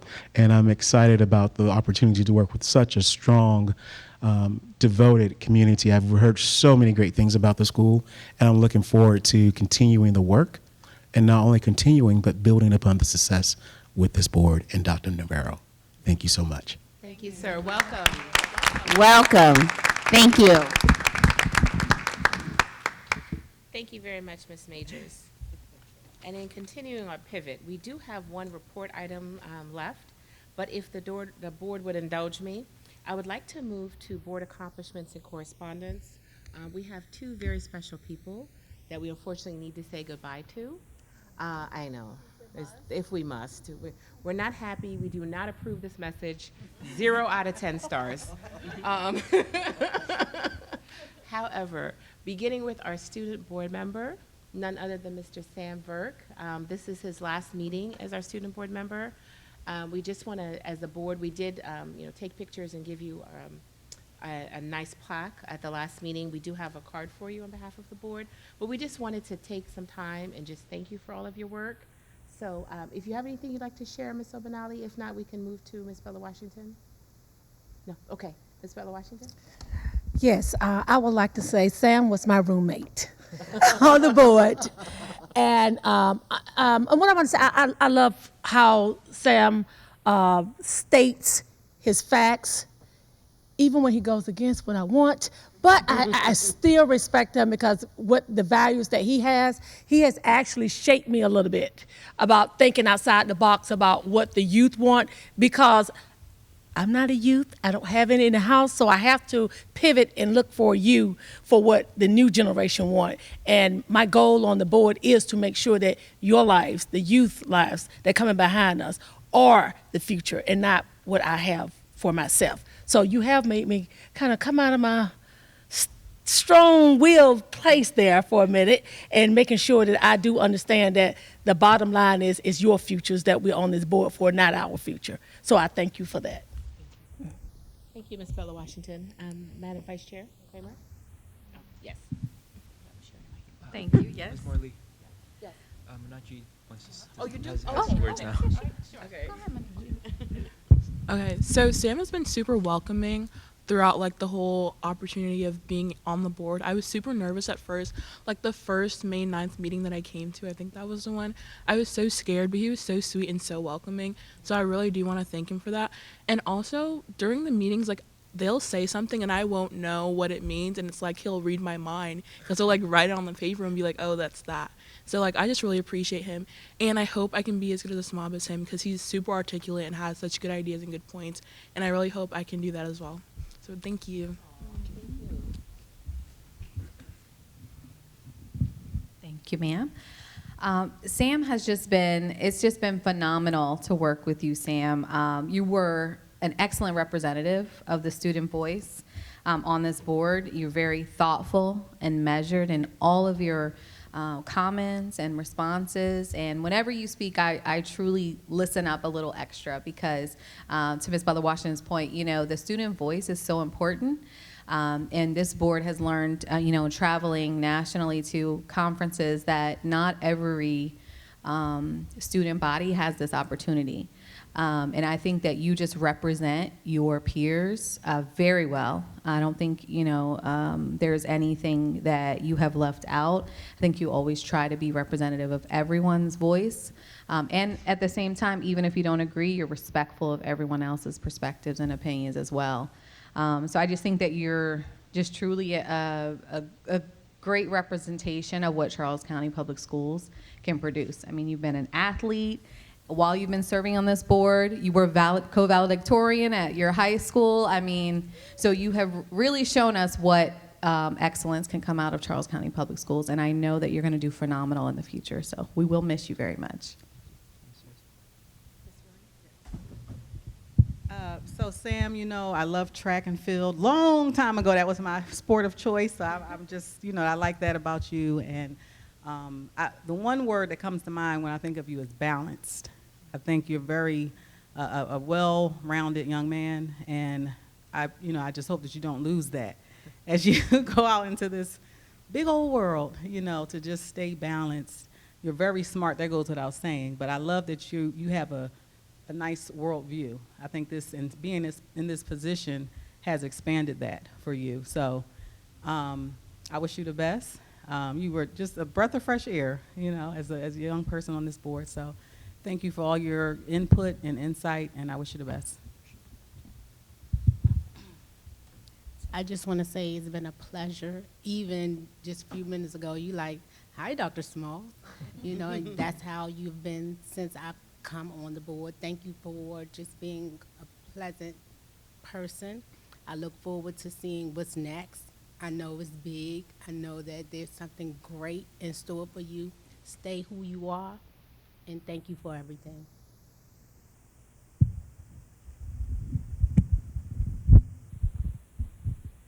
Hey there, Sam. So I echo all of the sentiments that my colleagues have already shared, but just a few of my own. I have truly appreciated all of your thoughtful questions that you've raised. You've been a staunch advocate for student voice, sitting here contending with 9 very opinionated and at times verbose adults. You have found a way of, I know, right? Verbose. We are very verbose. You found a way to kind of cut through that and be able to make your points and stand on what you believe are best for students. And I will always appreciate you for that. I also want to note your confidence. You are a very confident young man, and it's refreshing to see. And I know that you're going to do amazing things beyond high school at U Maryland. We'll look for your name in lights. I know it will be there. But please don't be a stranger. Many of us, I mean, all of us are professionals in some way or another, some respect or another, and would openly, you know, sort of advocate for you and kind of share our contacts with you should you ever need them. So please don't be a stranger. Pretty much the same what my colleagues have said, but you know, I did appreciate your insight of all the stuff about the other students and stuff, and that taught us a lot, you know, and we got a lot of information out of that, so we know what the students are thinking about. And I know you're going to do well, no matter where you go, because I can just see that in you, and I appreciate the fact that I got to know you. So, best wishes. Hi, Sam. I really would like to say that oftentimes the measure of a man is how well he can navigate with his peers, and then what is the response from his peers. And when we were going through graduations, people were like, Sam, hey, you know, and I really thought that was great because that meant that you were not just on the board, but you were doing the work of the board, which meant you were with your peers, they respected you, and you were their voice, which is the reason why you are a SMOB. So I really appreciate that, and I think, you know, you continue to do that networking, continue to be the voice of people who don't have a voice or speak up for people. That is brave, and it is bold, and that is what I most appreciate about you. And even with your valedictorian speech, you know, we had a little side secret conversation, and I just think, when you are clear with where you are going, you can go very far. So you plan your work and you work your plan, and that is very evident. And so I appreciate that for you and with you, and so good luck to you. Well said, colleagues. Dr. Navarro? So Sam, thank you for stepping up and being of service to your peers. I think a lot of these positions are many times thankless because people will, you got in the work as any other board member did. What I appreciate the most is that you did your research and you provided us very constructive feedback. And it is always very welcome because it was well thought out. I hope that this experience for you has also enriched you in understanding what it's like to work and be in the real world where individuals have to find ways to move bodies of work forward and compromise and struggle with difficult decisions. You've had an exceptional time here as a student, and so you really do carry 2 full-time jobs, and you've done it so well, and you've always been such a thoughtful, kind person. So thank you for serving, and I hope that you continue to serve in many capacities, regardless of what you eventually do. I shared before, I'll just reiterate briefly, we have definitely not seen the last of Sam. Sam is a rock star, just simply put, which is what we do here at CCPS. We produce rock stars. Sam, we're so proud of you. Kudos to you for all of the hard work, the tireless commitment and time that you put into everything. You don't do anything halfway. If you commit, you commit. And kudos to the students that voted for you, because you took this seriously and they took this seriously. I told you from the first time I watched your debate, I said, oh, okay. This young man is sharp. He's a philosopher, he's an athlete, he is an exceptional student, but most importantly, he's a kind and genuine person. And it's been such a joy to share ideas with you, to attend some of the attend the session you had with your student leaders, and even just now on our break, he was mentoring Munachi and offering some excellent suggestions and things that he did, because that's just who he is. He wants to see everyone succeed and wants to see everyone win, and you can't help but root for somebody like that. So kudos to you, Sam, and thank you so very much for sharing your time and your ideas with us. We will miss you very much, but we will see you soon, perhaps back in another capacity somewhere at CCPS. No pressure, but please. So yes, I mentioned we have a card for you, and we'll talk with you offline. And Dr. Marvin Jones. Yes. Oh, Sam. Oh, yes. I'm sorry. Did you want to share something? Oh, that's right. Because last time you said you would share now. Okay. I apologize. Well, I should have written this down because I felt like I would get it right, but I feel like now I'm here, and a little bit emotional, but. That's not, yeah, I've just been really thankful to work with this board, and I feel like a lot of people have this view of me as someone who's kind of like a rock star, and the thing is, it doesn't always feel that way when you're in this position, right? A lot of you talk about how confident I am and how articulate and how I do everything all the way, but being in this position, it's sometimes hard to feel that way. It's sometimes hard to put in your own head the positive views others have of you. And I do want to say I'm very thankful that you guys have always been that. You've always been so positive and always been someone I can lean on. And it's true, not every Board of Education is like that, unfortunately. Mr. Winsett talks a lot about how we're fortunate because not only are all of you receptive, you're also kind, and you're also so thoughtful about your constituents. And even this morning at our retreat, we talked about these things such as how do we, hold ourselves accountable? How do we make sure that we're always contributing to the students something, that's concrete and something that changes their experience as students? But another thing that really stood out to me was Dr. Navarro talked about when you create a policy, you have to kind of hold the superintendent accountable, and I found that was just so inspiring that she's sitting here in this position and she's telling us to hold her accountable. It's very rare to find people like that, because it's so easy to get in a position and then you come in with these grand views of what you want to do, and then when you sit down, you get hit with the fact that you are human, right? And it's especially with politics and holding positions of power, it's easy to do the least you can to get by once you have it. That ambition often dies once you have that in hand. And I'm really grateful that with the people I see, that's not the case. None of you have ever seemed to me people that are going halfway or people that just wanted the position for the position. And the world isn't always like that. And I'm really grateful that not only did I have people that are so great at their positions from the board to the administrative officers, but also kind and caring and thoughtful. And I want to talk about a few weeks ago, I was waiting for my mom because I don't really have my own car yet.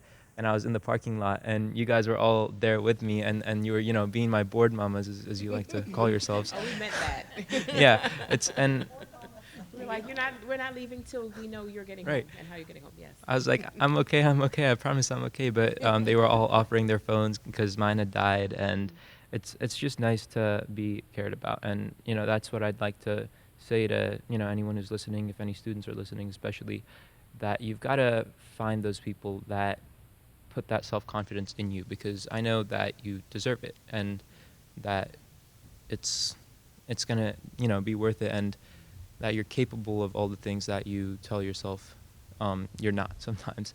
And I want to thank my parents, because they weren't always supportive of me running for this position, because they were like, oh, but you're taking APs, oh, but you're doing this, you're doing that, and they didn't really see how it had to do with my career down the line. And I was like, no, I really want to do this. And at the end of the day, they always drove me, especially because North Point is a little far from the Board of Education, and it was weird hours, and it was going out and buying suits, and it was pretty hectic for them. I know, right? Thank you, You're always appreciate trying that. to do I really appreciate them for really getting me to all the places that I wanted to be. And you guys talk about everything that I do, and I only have been able to do it because no matter what, they were there and providing the resources and often the transportation for me. Even when I lived in La Plata and they had to drive to North Point at like 1 a.m. for marching band to pick me up from a marching band field trip. I know that's brutal, but they did it anyways. That's parenthood. Yeah, I want to thank my girlfriend Erin. She's really helped me kind of just be myself mentally, because this position really got to my head a lot, because I had such high expectations for myself, and I often felt like I wasn't really meeting them, because I was stretched so thin, and I really felt like I wasn't giving my 100%. But to feel that unconditional love, and to feel that support, and to feel like what I'm doing is not a facade, that this outer shell that I have that is so appreciated is worth all of that, that really, it changed me, and it really keeps me going. And you guys see everything that I do, but you don't see everything behind it keeping me going, that really gets me up. And it's the fact that I feel loved, and I feel cared for, and I feel that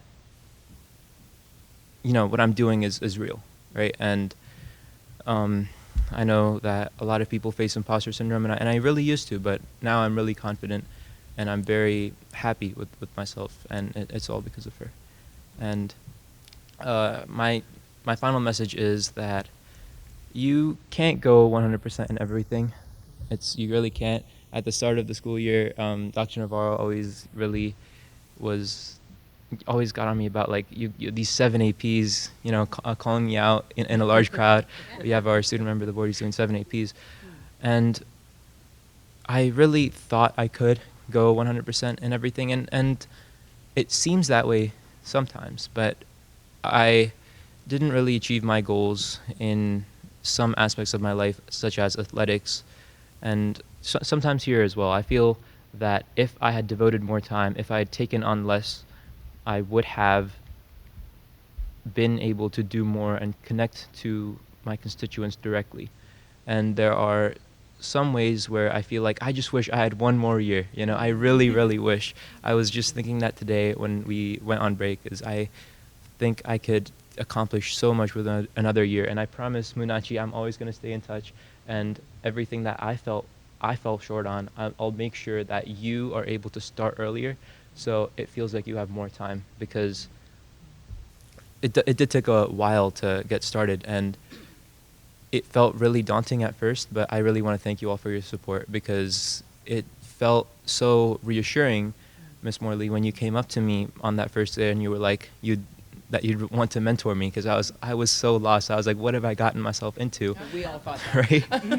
And then we've all been there. We've all been there. But because I have such a community here, and with Dr. Navarro, you'd think someone is so busy because you hold such an important position, but I find it so fascinating how quickly you reply to emails, and it's just crazy, because I feel like, wow, because I email her at like 5 p.m. and she's at like her daughter's swim practice or something. Daughters, right? Yes. Yeah. and has a reply to my email, and it's just fascinating how much you care. And yeah, thank you, and I'm never going to forget you guys, and I'll stay in touch. Thank you. Thank you.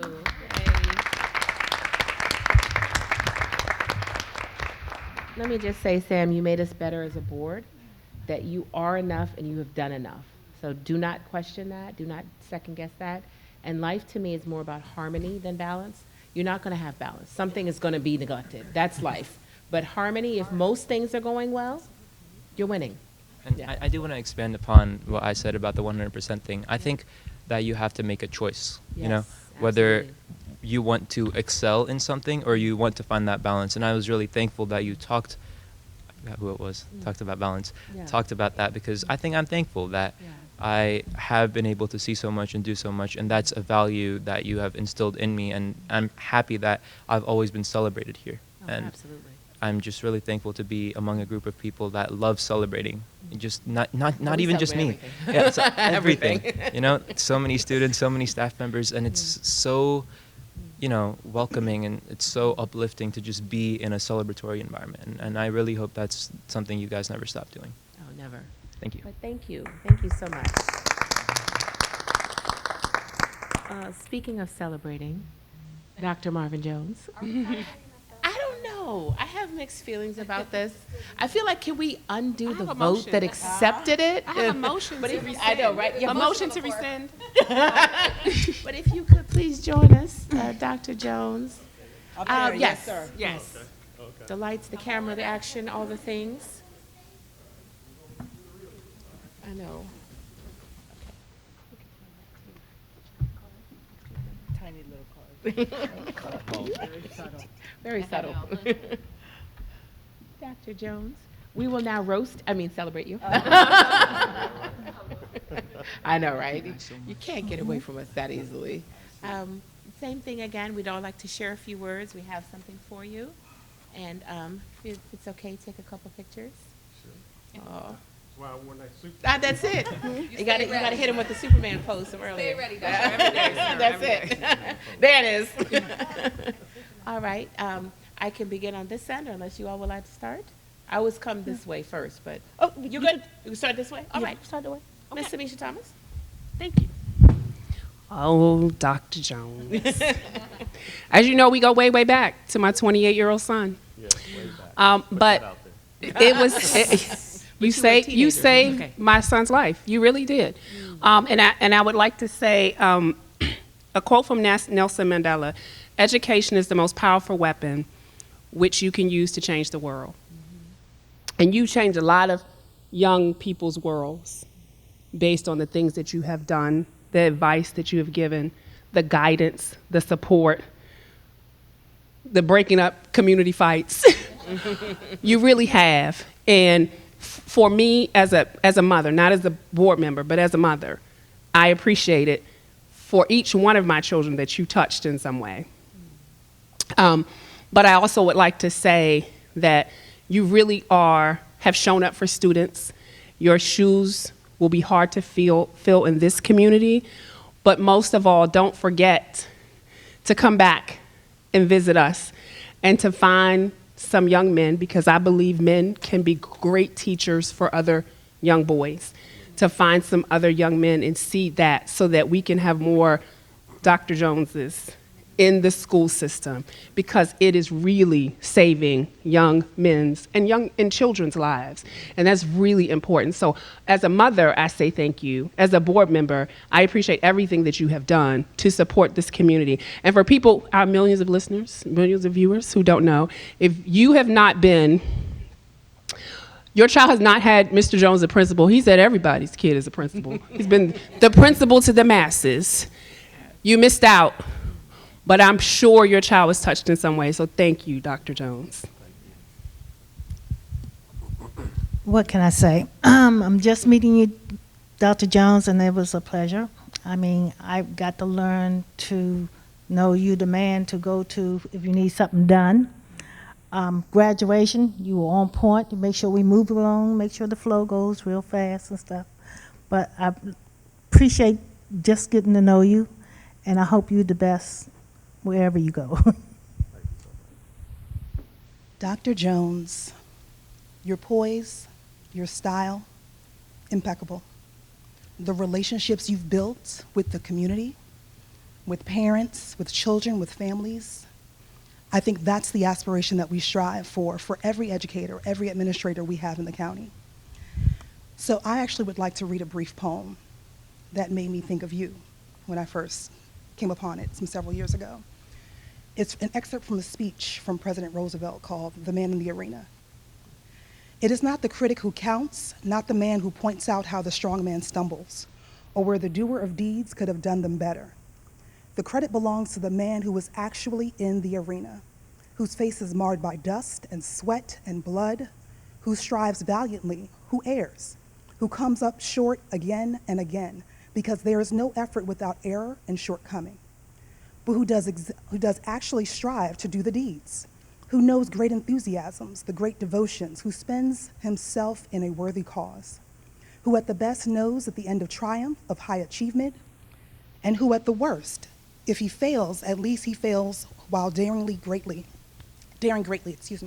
so that his place shall never be with those cold and timid souls who neither knew victory nor defeat.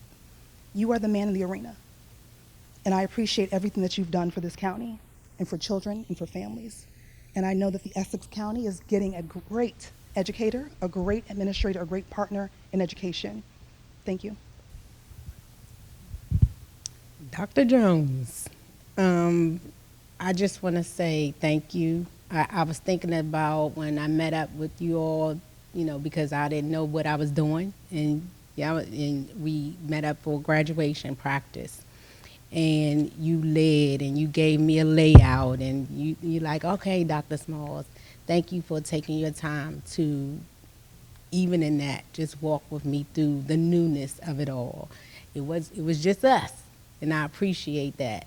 I also, when I found out, when I saw the email, I said, well, I just got here, so, but, yeah, I'm like, oh, snap, crackle, pop, right?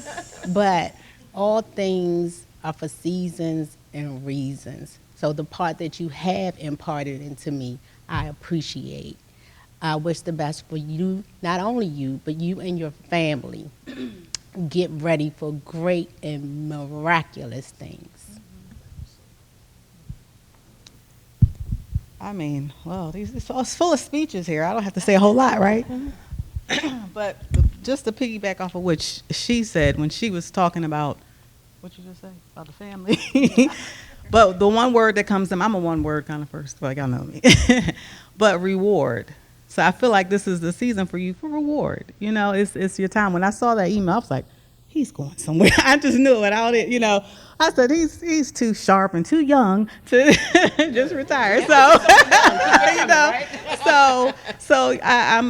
I just congratulate you on your time of reward in life. I said fly, eagles fly, go birds.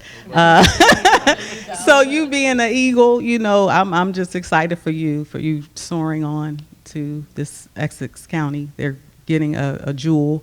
I've only met you by being on the board, but I can tell from my colleagues you make great impact in the county. You'll be greatly missed, and I wish you the best. Thank you for all you did. Yeah, I had a similar thought to Ms. Warren when I read it. I'm like, I said to Dr. Navarro, I said, he's too young to retire. I'm like, she's like, well. So as we all know now, like Ms. Warren said, our loss is going to be Essex County's gain. And just looking forward to, I know you're going to do great things there, but when for many of us, when I first came here, you were here. So there hasn't been a time where like you haven't been a part of, the school system here. So it is going to be different, I feel like, and to see, someone in, which we're always going to refer to as like Dr. Jones's, position, like, oh, the new Dr. Jones, that's what we'll probably be calling whomever Dr. Navarro finds to fill these very big shoes. But I just know that, you, when I think about you, I just think about legacy. And so I just know that wherever you go, you're going to make a lasting impact like you did here. And I just wish you the best. So thank you. Munachi, or we can, if you'd like to share anything, or Sam. Dr. Jones, what was it you were in? A 9.6? In the No, not 10. I'm more read a 10.3. 10.3. 10.3. So let's be clear. Unfortunately, he's not set any world records yet. It's pretty sad. There's time, man. There's time. It's time. Yeah. He's warming up. You didn't see him stepping? Dr. Jones is he's just so cool. Yeah, I mean, that's he just really who he is. It's really nice and refreshing. I mean, you guys are cool too, I guess. I'm just kidding. I'm just kidding. We're the consolation prize. No, I'm kidding. Dr. Jones, it's really one thing that stands out about you the most to me is your character, is your reciprocity and just the way you carry yourself. And you know, in such an important position, you're still so you're so open and you're so easy to approach, and I just love seeing the smile on your face, love hearing like the joy in your voice, and just it's really nice to, you know, he's one of those people that you just, you know, shake their hand and you just feel better, you know, and I'm just, it's sad that you're leaving us, but I'll be gone anyways. So. Wow. I'm kidding. All right. But yeah, it's really an honor to have served alongside you and to have our last meetings be the same day, and don't ever stop being the committed person you are and the dedicated and also just such a caring and like deeply involved individual. And I'm happy that I know that detail about you, because it shows that we talked about something that wasn't, you know, just work, and I'm happy that you take that time to build that connection with everyone here. And I know that Essex County will have gained a very valuable superintendent that they'll never want to get rid of. So yeah, I wish you the best of luck, and thank you for everything. Mr. Jones, what can I say? We go back 2007, when my two sons came to the school, Westlake High School. He was assistant principal. And Mr. Jones called me on my job and stated, Ms. Butler Washington? Nope, Ms. Washington at that time. I need for you to come to the school. Me? I'm there. He helped me with my son, my youngest one, because he could not adapt to, because he was a military kid, could not adapt to the school that he was in. With Mr. Jones' help, he was able to understand where I'm coming from, because my husband was in the military, he was away. I was like a single parent. But he saw the fight in me, because I told him straight up, I don't play about my kids. I don't care what you think about them. I don't care how they thinking. He will succeed. He will be there. He saw the fight in me, and he helped me through the whole directory of getting my son graduated. And to this day, Maurice always said, you see Mr. Jones? I said, well, I saw Mr. Jones when I came on the board again. And so when we connected, he was like, oh my God, there she go again. But all this to say, Mr. Jones, you have made an impact. And I'm just going to be frankly to my son. Big impact. And when I talk about that and talking to other parents, you have made an impact on a lot of students that have gone through this system. Because if they don't know anyone else's name, they know your name. And for that, I'm going to miss. Because we need educators like you. For those parents of me, that uncertainty, because I had never dealt with anything of that magnitude. My sons have always went to school, behaved, and did it exactly what they're supposed to do.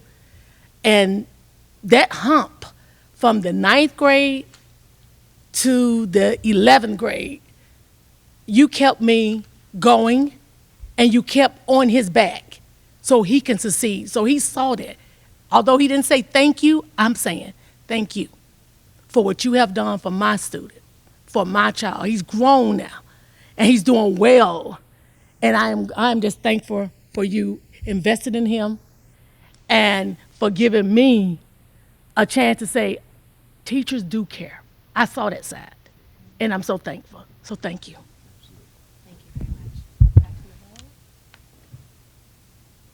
I said my piece earlier, so I'll be very brief. Part of our success, we're only as good as our team.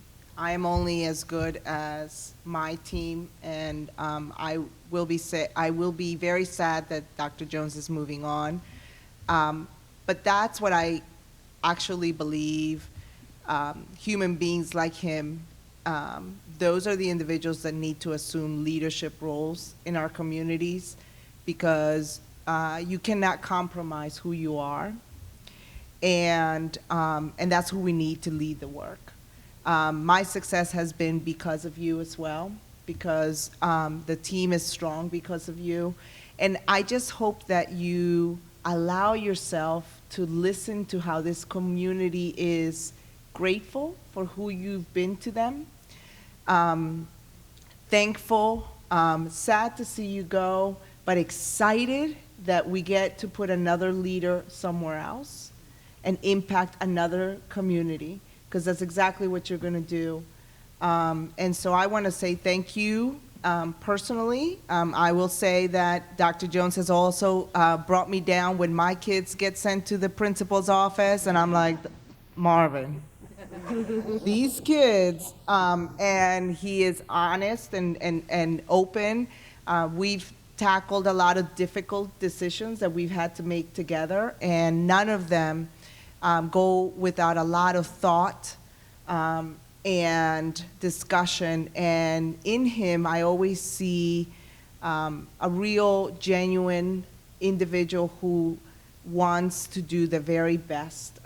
So I've always said the character that Marvin Jones has, you don't see in a lot of people. And so you are an incredible colleague, and I was so grateful that you were here to help me. Thank you. Yes. Dr. Jones, this is painful.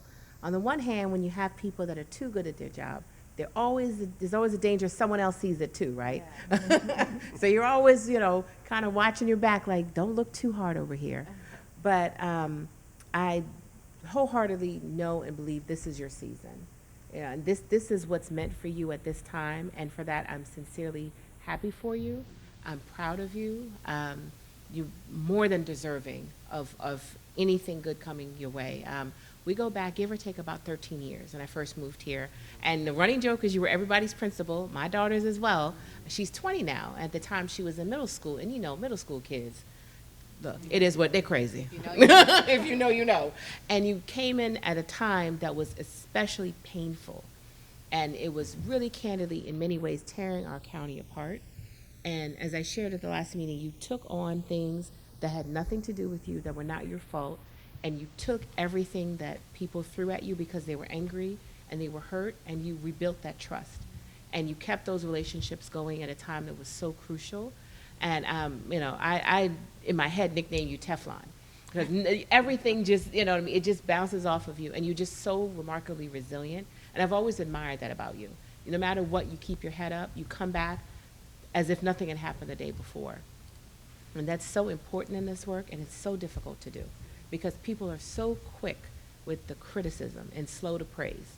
And that's why, to Sam's point, why we here celebrate everything, because we know what that feels like. Personally, you're also my husband's fraternity brother, a member of Alpha Phi Alpha Fraternity Incorporated. And, I consider you my fraternity brother, right? I've adopted you. And so I've gotten to see you in a lot of different lights, and you inspire so many people just by being you, not with anything extra, just by being your authentic self. And I admire that so much, because you don't always see people's authentic self in every room they enter, where they feel confident being themselves. You don't have to be the loudest. You know what I mean? You don't have to be the boldest. You are always the most confident and definitely most knowledgeable. There's not too many things I've asked you that you didn't have an answer to. And I admire that. But I know that comes from appreciating what you do and really understanding what you do. And on a personal note, with my youngest, they call him Boss Baby, Jackson. He was determined to speak at public forum. He just turned 9. At the time, he was 8. because his intention was to put his teacher on blast. True story. And so he signed up for public forum, or was about to sign up for public forum. I was like, absolutely not. Are you coming on this microphone and talking about your teacher at public forum? Dr. Jones took him into an office and sat and chatted with him probably about 5 or 10 minutes and heard all of his grievances and took him seriously. It was the cutest thing. And Jackson came back, and he does not like many people. He's like, that's a good man. That's a good man. He's like, Dr. Jones is going to fix it. And you may not have done anything beyond that. I couldn't let him get to the mic. I was like, Jackson, no one wanted that. go chat this up before. But just that you took his concerns so seriously.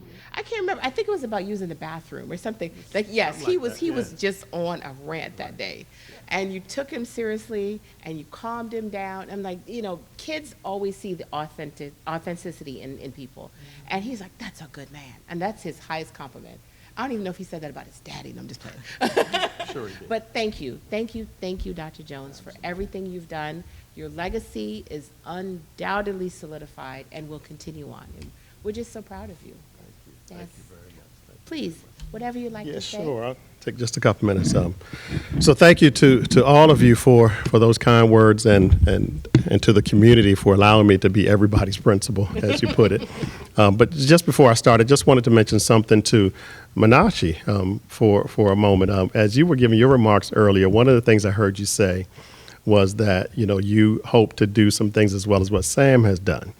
And that's great, because I do think it's important that you be a sponge to the people who you can get some good knowledge and information from, but at the same time, make your mark. Your mark, okay? So that's important for you. He's going to go on and do great things, but so are you. So are you. Don't forget that, all right? Sam, College Park, let's get it next year, all right?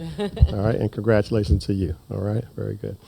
All right, so just a few words, and I don't have anything in front of me prepared or anything, so really I think two of the most important words that can ever be said are thank you.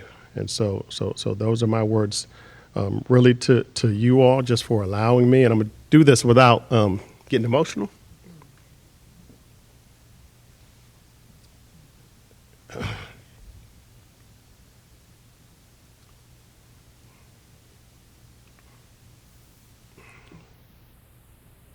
"25 years here. It's a long time.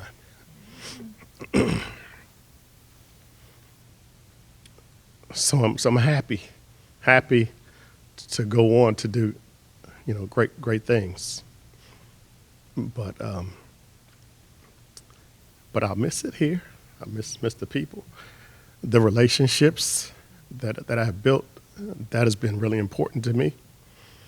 I've always tried to carry myself in such a way that that young people, not just our boys, especially our boys, but not just our boys, that young people could feel good about knowing that I'm someone that they could maybe try to be like, maybe learn something from, at least hear me when I'm talking to them. Character is important to me. And so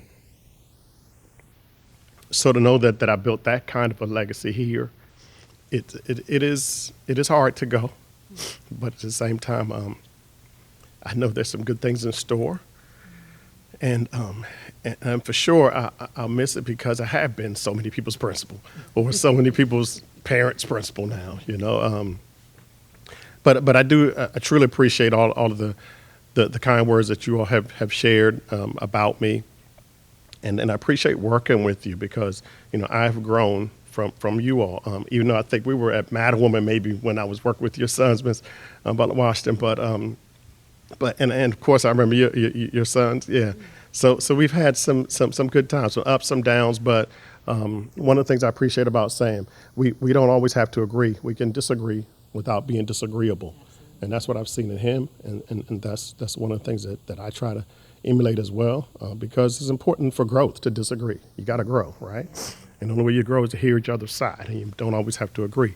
But I'm just truly humbled and grateful as I reflect, in particular, the event that was over at the board earlier today. There were many people who came through, and I was telling my wife about this, who reminded me of some things that I didn't even remember. It was huge for them.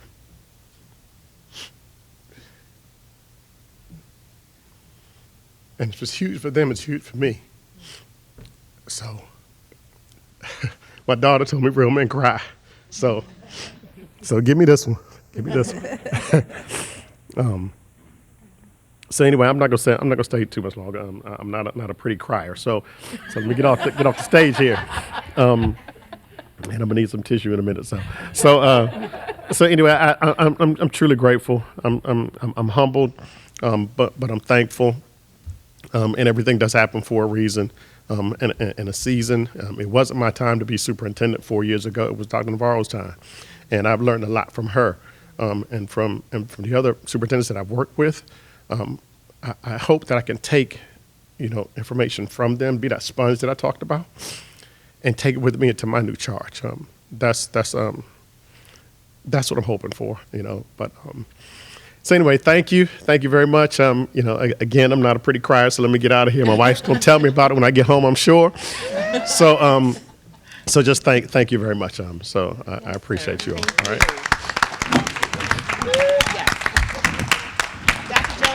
Stay right there.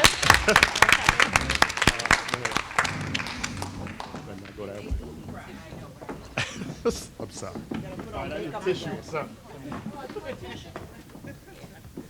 You should be like me, a pretty crier. You can't be like me. You can't kill it. Nice. See, that spot is already taken.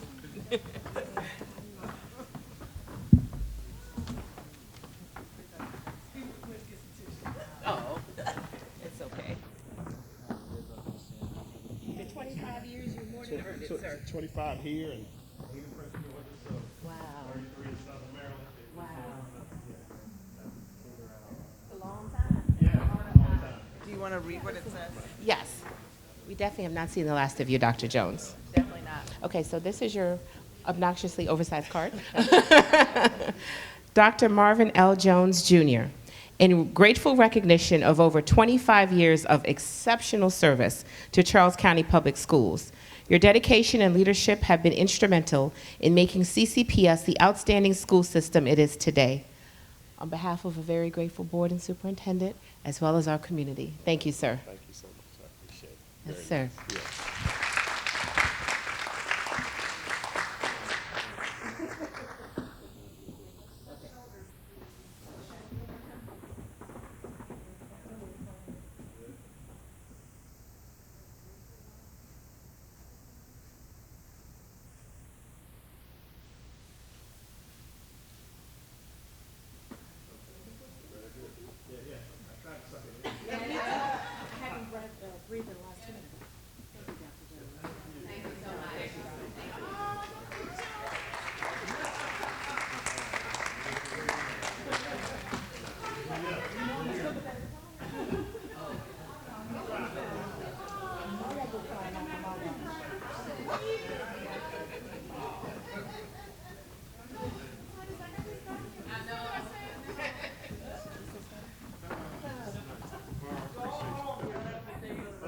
Yes, that's why we moved you up, sir.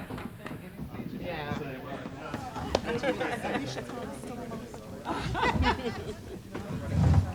Oh.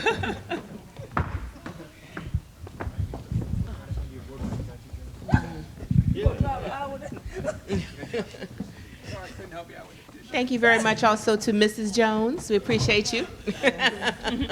She's not even. Yeah, Mrs. Jones. Mrs. Jones.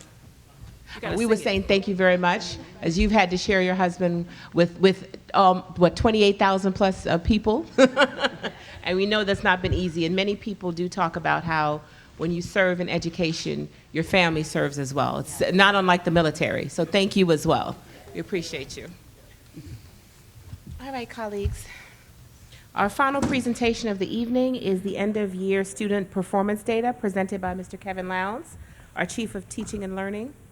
Good luck following that, Mr. Lowndes. Yes, thank you, Chairperson Morley, for putting Marvin, before me. It's, I'm sure everyone's going to pay attention, and it'll be a riveting presentation, I can guarantee you. Yes,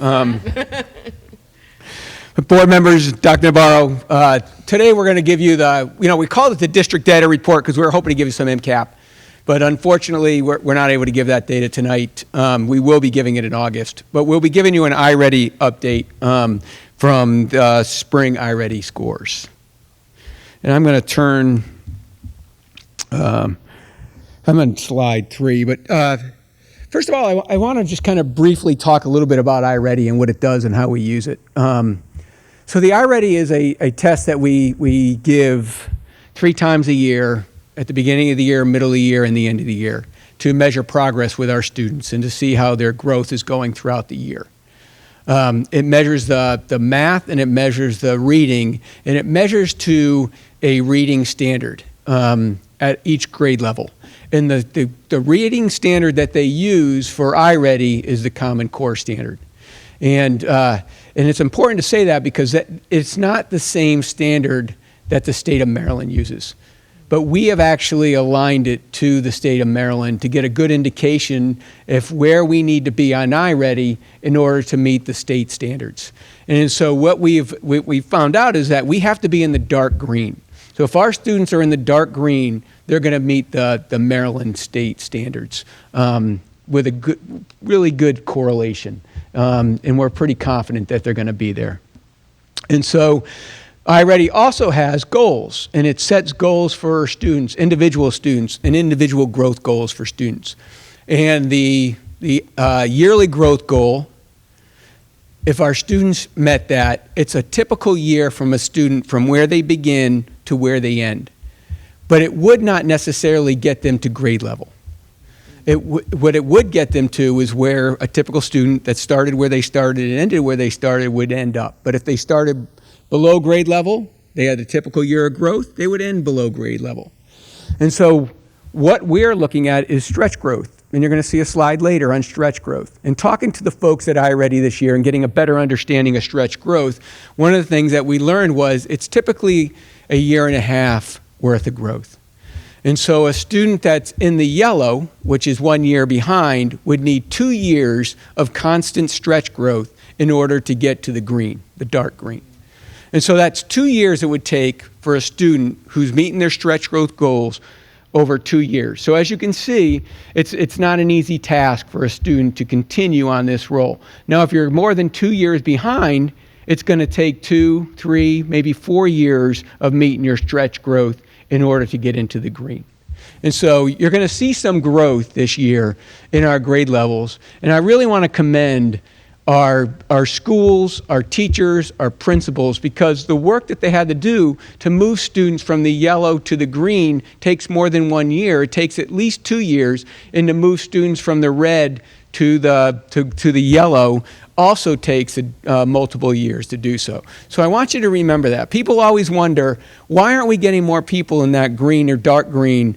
And they don't quite understand that, yes, if you look at the growth that a typical student meets every year, you would continue staying behind and you would never get caught up. So we're asking our teachers, we're asking our students to do more than a typical year's growth in order to get them not only caught up, but to move them ahead to where they can be at grade level standard. And so at this time, I'm going to turn it over to Mr. Roberts, and he's going to talk to you about the scores that we have this year. Steve. Thank you. First ones we're going to start with is, and we're on slide 6, so you know where we are. We're starting with the mathematics. So this first slide is a summary of where we were from 3 years ago, where we were last year, 2 years ago, where we were last year, where we are this year. So you can see that we're making growth. So it's nice that as we progress through each of these different grade levels, you're going to see growth through different grade levels, which really, like Mr. Lowndes had talked about, translates over to that MCAP, and that's where we really want to see where that growth is going to come out. So in August, we're really looking forward to it. Based on what we're seeing here, we're seeing that we have good projections that that's going to be the case. So when you're looking here at, I'm on slide 7, where we're looking at our elementary grades, you could see in our first grade, we're up 3% in terms of the students that are in that dark green or the light green. Look at that third grade, we're up 5%. And what you're seeing here is not just the growth this year, but where we were 2 years ago and making that growth consecutively. So again, across these grades, fourth grade, we're seeing growth. I mean, each year from 2 years ago to last year to this year, we're continuing to see growth. And not only are we seeing growth in that green, but we're also looking at where we are moving kids out of that red and moving them either to the yellow or from the dark red to the light red, to the light red to the yellow, and then each different bucket, if you will, moving kids up. So, look at that fourth grade group. You can see that we're lower in that group in the red, and we're also increasing that group in the green. So we're making progression. It's really encouraging to see. It's exciting to see. So then we move across to our middle school, and as you've seen over the past years, that those middle school growths, it's really tough to make. So we're seeing the growth here as well, and in our sixth grade and seventh grade. Seventh grade, we're up those 2 percentage points, which is it's big growth there. And again, if you're looking at those students in the red, making sure that we're shrinking that amount there. So what we also like to do is we like to take a look at the comparisons, and we'll show each of the different grade levels here. And this allows us to take a look at nationally year-to-date students across the country, roughly a million students that have taken this assessment in the spring. We're on slide 9. So, and then there's the Maryland year-to-date, which roughly around 20,000 or so, and underneath each of these bars, you'll see the number of students that are accounted for these numbers, and then where we are. And what we've seen over the past few years, we're seeing that we're closing that gap. We're closing that gap. We're not exactly where we need to be by no stretch, but that's where we're making that growth. So again, across those third, fourth, and fifth grades, and then similarly moving into slide 11 where we're looking at our middle schools. So then what we also would like to remind you is, because we always come here in the fall and we take a look at where our students were. So this is the growth, and I'm on slide 12 here, again from mathematics, where our students were when they started the year and then where our students are now. So you can see a major change in where we started the school year and where we are at the end of the spring after the students completed this the spring I-Ready assessment. So then again, across all the grade levels, you can see big chunks of growth here. And again, reminder, when you're looking at those lower grades, those first and second grades, that dark red is those 3 grades or more below. So you're not going to see that because the grade levels don't allow for that because they haven't been in school that long. So then what we also like to take a look at is where our subgroups are. And these are those critical subgroups we really like to take a focus. We have our multilingual students. I'm sorry, we're on slide 14. No Thank you. So on slide 14, we're looking at multilingual students, special education students, and farm students. And we created this graph very similar to how it looks on the data dashboard, our strategic plan dashboard, where we just lumped together the group of students that were either on or above grade level or below grade level. Because that's where we're headed, is moving this towards that strategic plan dashboard. And then this next slide, on slide 15, is what Mr. Lowndes was talking about, that stretch growth. The first set of bars that you see on this slide 15 is, those are the students, this is groups of students who did not meet stretch growth in a year. They may have met typical growth, but they did not meet stretch growth. We're still making growth with those students, but they're nowhere near, if you look at that far right, those are students that have made stretch growth for 2 years in a row. When they make that stretch growth, we're making major gains. So this is where we're really pushing for our teachers to understand, our students to understand, our parents to understand how important it is for our students to make that stretch growth, because it has a major impact. And what we've also noticed, it's a lot difficult for these students that are started in the green in the beginning of the year to make a stretch growth, because they're making major gains because they're already at that beginning of the level. So a lot of these students that are making this stretch growth were students that were either in the red or in the yellow. So that's what we're moving those kids towards that green. So it's that stretch growth really makes a big impact on our students. So then we move into reading. So again, as Mr. Lowndes spoke about, we test it 3 times a year, and we also have grade level distribution here. So I'm moving to slide 18. Again, you're seeing across our grade levels, and again, looking back at 2 years ago to where we were last year and where we were this year, if we didn't make gains, we're staying right where we were, but we made gains from the year before. So we're still making gains here. It's exciting to see. When you look at that 5th grade group, we're up 3% in the dark green and light green. It's really exciting. It's really reassuring to our teams that are working so hard with these students. And then we move on to our 6th and 7th grade, which is on slide 19. And again, if we're not making the move in the green, we're really closely monitoring where we are in those reds. Are we shrinking the number of students that are in that group? And that's what we want to see. If we obviously want to see both, but that's another big impact that we're making. And just as a reminder, we don't test students in the 8th grade in the spring, so that's why we don't have 8th grade numbers on here. We do test them in the fall and the winter, but we don't test them in the spring. So then moving on to slide 20, this is where we start looking at the benchmarks again. You can see where we are in terms of Maryland year-to-date and national year-to-date, and we're closer here than we are in mathematics. So we're really, like I said, we're not as terribly far off as we had seen when we first started this whole process. So we're making a gain in that gap. And then I'm moving on to slide 23. This is that change from fall to spring. So you can see the overall all students that took the assessments, and then moving on to slides 24 and 25 where we look at each grade level and those major gains that we're making from fall to spring. And then similarly, I've moved to slide 26 where we look at our subgroups again. And then we look again at this group where we are looking at our stretch growth, and you can see the major impact making that stretch growth has on our students. So we really encourage our students, work hard, show what you know, listen and listen to those goals that you set and really work towards them. All right, so then we're going to move on to Acadience results. So I want to talk a little bit about what we're doing actually about some of the scores here. So we're continuing to offer our Summer Boost program for elementary students. And I talked a little bit about at the last board meeting that we're going to try a different tactic this year. In the past, we kind of did some curriculum, standard curriculum, and continued on with some of the curriculums. This year, we're doing a more targeted approach. We're looking at where the gaps are for the students and then doing a very targeted approach towards those individual gaps for the students.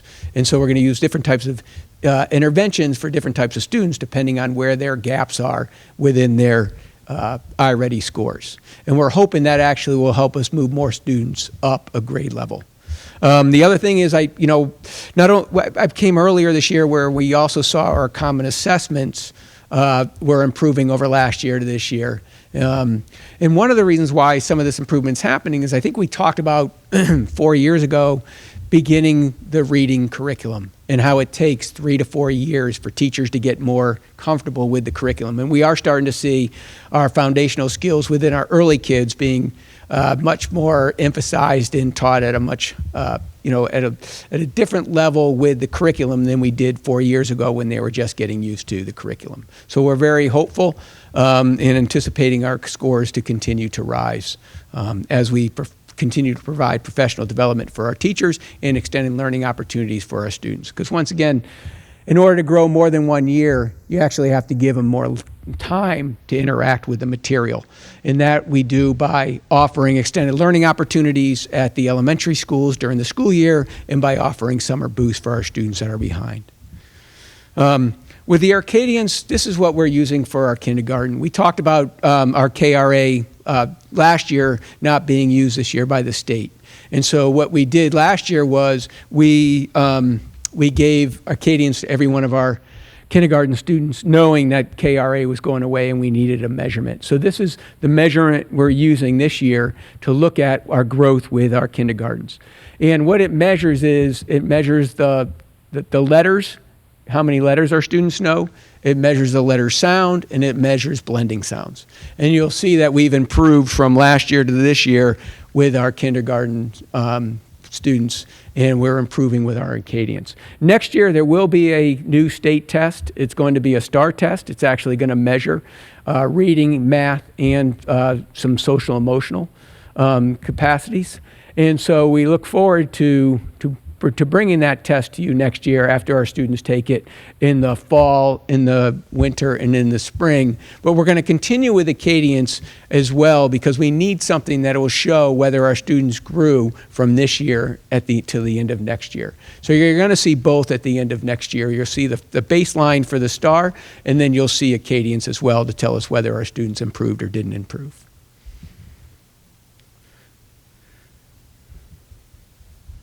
Any questions on our? Any questions or comments? Okay, Ms. Smith? You had something? Okay, go ahead, Ms. Smith. Thank you, Vanna. A few questions, and I'll be brief and probably submit the majority of my questions to the superintendent, but just in the interest of time. Appreciate the presentation. Want to focus on slide 13. I have 3 questions and then just a point. On slide 13, it talks about, sorry about that.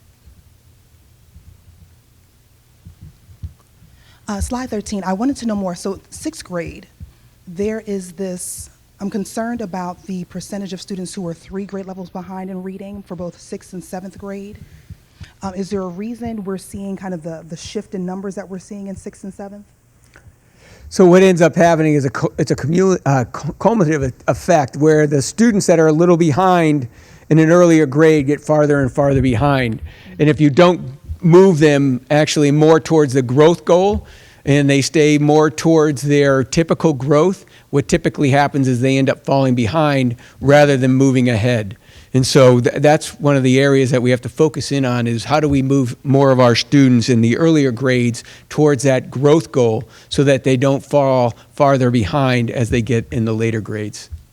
And Mr. Lowndes, you mentioned that in order to support students, especially those who are 3 grade levels and even 2 grade levels behind in any of the subjects, reading or math, there needs to be an opportunity where you increase the amount of time that students have with the content, noting that some of that will have to take place outside of school. And I know I've mentioned this before in terms of like the family contract, but definitely needing to find ways that we can engage families to help them understand what are some of the strategies they can employ at home to better support their students in having more time with the content. Because we only have them for a few hours. And of course, to be able to have a student catch up 3 years in one sort of academic year is almost impossible. It's possible, but almost impossible. And so definitely needing to engage our families more to help them understand the strategies that they can employ at home, on the weekend, after practice, wherever they may be.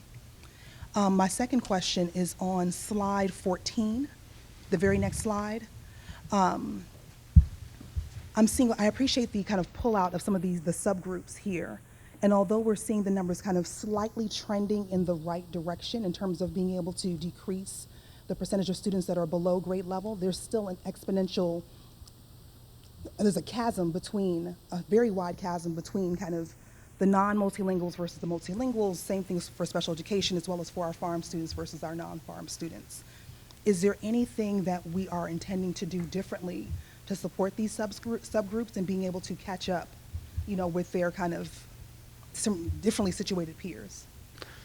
So one of the things we did do is we kind of changed the reading hour, and we're being much more intentional on the support time period. We're calling it flex time period, and trying to make sure that our students are in the right interventions and providing the extra resources needed during the school day. Because what we're finding is it's very difficult for our elementary school students to stay after school and to give them that extra time that they may need. So we're trying to find time actually during the day in order to provide them more time for math and more time for reading to get extra help and extra supports. Okay, Mr. Lowndes, you mentioned the elementary school students. If we can just jump to slide 24, and this will be my last question, and I'll kind of pass the mic to my colleagues. For first grade, I see that there was a decrease in students who are 2 grade levels behind from 16% in the fall to, I'm not sure what that percentage might be, maybe 1 or 2% in the spring. Could you explain to me, when we talk about 2 grade levels behind in reading for first graders, what 2 grade levels are we calculating?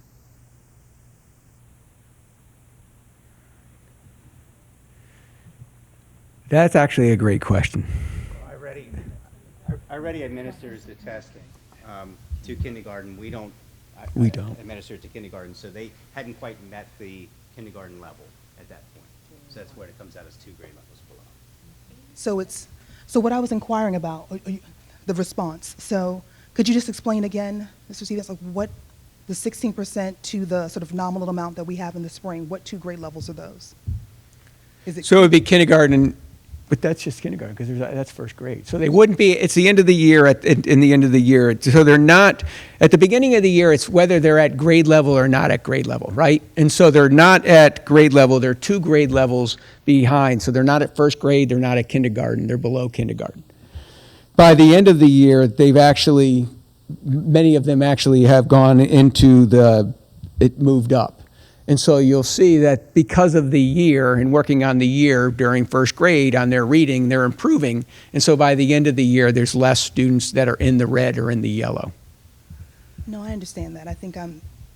If you can ask the question one more time. I'm struggling through. Second grade, I can understand what those 2 grade levels may be. That's kindergarten and first. But in first, I don't necessarily see. So they're saying, are they at the end of first grade? Are they there yet? Have they met their first grade And if not, goal? they're reading on a preschool level?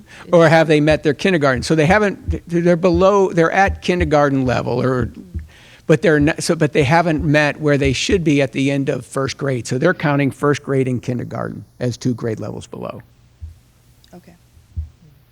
Okay, I will pass the mic to my next colleague. 1 second, Dr. Navarro, did But you wouldn't expect them to be I'm agreeing with you in that you wouldn't expect them to be at the end of first grade in the fall. So, yeah. You had a point, Dr. Navarro, yes.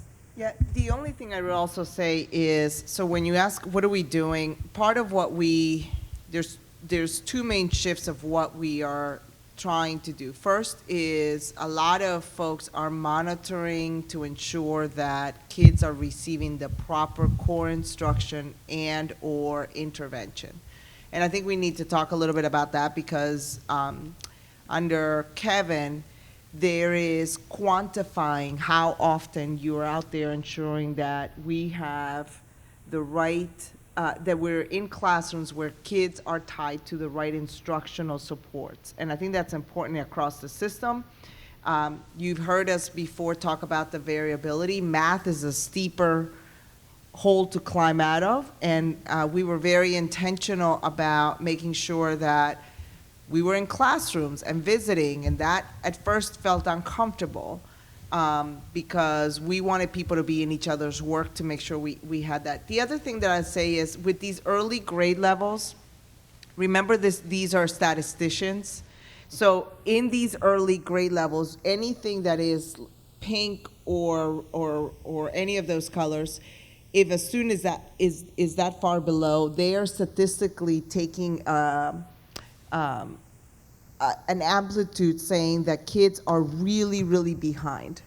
And I think it's important to understand that, that those early indicators are concerning. And when you look at and I think when we look at the distribution across the nation for the people taking the iReady, you see some of the same types of behaviors in terms of just how difficult it is to stop the, to deal with the increases as kids move, frankly, from 4th, 5th, 6th grade level.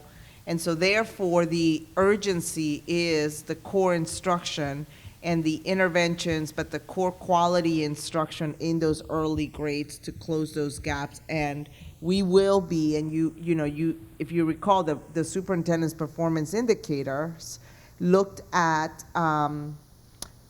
stretch goals. What percentage of our students are meeting stretch goals? And this year, we actually had like 1% less in the stretch goals acquisition compared to last year.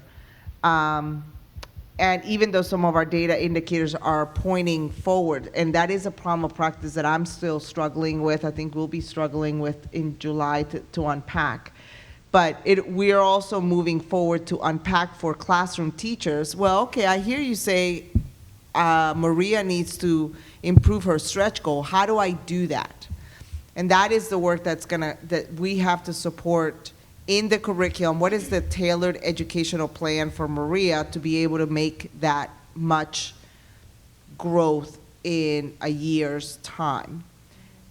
So I just wanted to insert that, because that is what we will be talking about a lot this year in all of our professional learning. And Dr. Navarro just reminded me, one of the things that we are doing is we are putting our interventions, and we're going to be into a monitoring tool.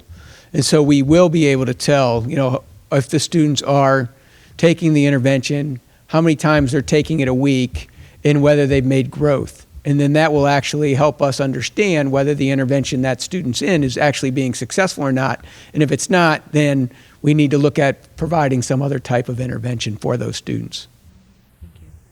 How many we have? Let me see.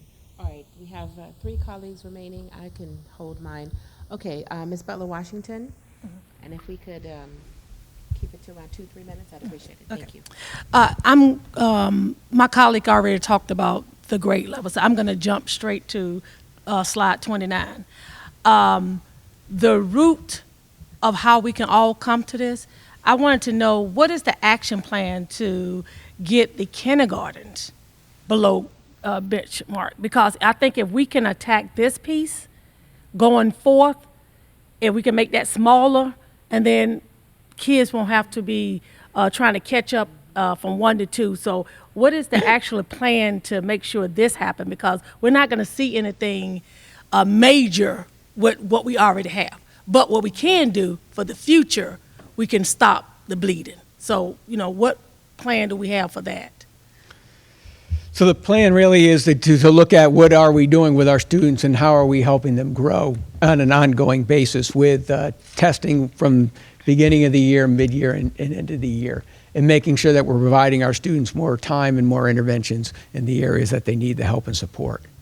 But the one idea that Ms. Smith suggested with the parents, we really do need the parents to help and support as well, and to be able to provide what they can do at home to provide more extra time and extra support with our students, especially at this grade level. But the one thing that we've done is we've added more 3-year-olds this past year. We've had the early childhood, and we're going to hopefully see some of the areas in growth. I mean, we grew from last year to this year, and we're hoping to see, with adding the 3-year-olds, that there will be even more growth when those kids, there'll be 4-year-olds next year, but when they're in kindergarten, that they'll have more growth when they get there, to try to work with our students that need the help and the help support. Okay, can I suggest Yep. one thing? In these grades here, like we asked the parents to bring, tissues and bring crayons and all that stuff, can we, as a school, ask them to get books to help when they're at home? Like drawing the ABCs or adding, so they can get practice, and then you assign that and say, this is what we want you to do when you go home, so you still feeding that to the students, and they still learning, and then they come to school, we reinforce. They learn, we reinforce. I think we would shrink that because the student is getting it at home because the parent understands at that level. Right. They understand all of that stuff we're trying to teach them. So we get them engaged early on and ask them, these are the books that we suggest that you get. They will get it. And you'll say, when you go home, this is what I want our kindergarten, first grade, second grade to work on. And then that will reinforce at home that they're getting it. And when they go to school, we reinforcing it. So just like a dual, because back when I was going to school, they used to do that. So that's why the number was like this when you went there. And actually the kindergartens were even smarter when they go into first grade because it was reinforced both ways. But when you don't give the resources to the parents of how they can help, they're going to think the school is doing everything, I got it. Until later on, 5th, 6th grade, when they find out, wait, he's not learning. He don't know this stuff. Because education builds on top of each other. So just a suggestion. No, it's a great we suggestion. Can do something like Yes. that. All right, thank you. Yeah, if I could just piggyback on that as well, something that we talked about recently is also ensuring that parents find out as soon as there's a problem, because I know sometimes grades are not reported. We've done a better job, but we still have a ways to go with ensuring that it's every couple of weeks, ideally bi-weekly, so that it's not at the end of the quarter where you find out, little Johnny has been struggling all quarter with this one particular thing. We do earlier interventions, we alert the parents. I know if you ask, teachers will provide resources, but I think they should be provided without having to ask. Okay. I think that's a good point. Miss, gosh, I was about to call you Miss Smith. Miss Samisha Thomas, and then Vice Chair Kramer. Thank you for the presentation, and for brevity's sake, I won't go into a lot of the data. I will take that offline and ask some detailed questions about the data. But I do have 3 points I want to make. One is the data that we're presenting here needs to be in plain language. And when I say plain language, something that a parent can see their child and it's actionable for what they can do.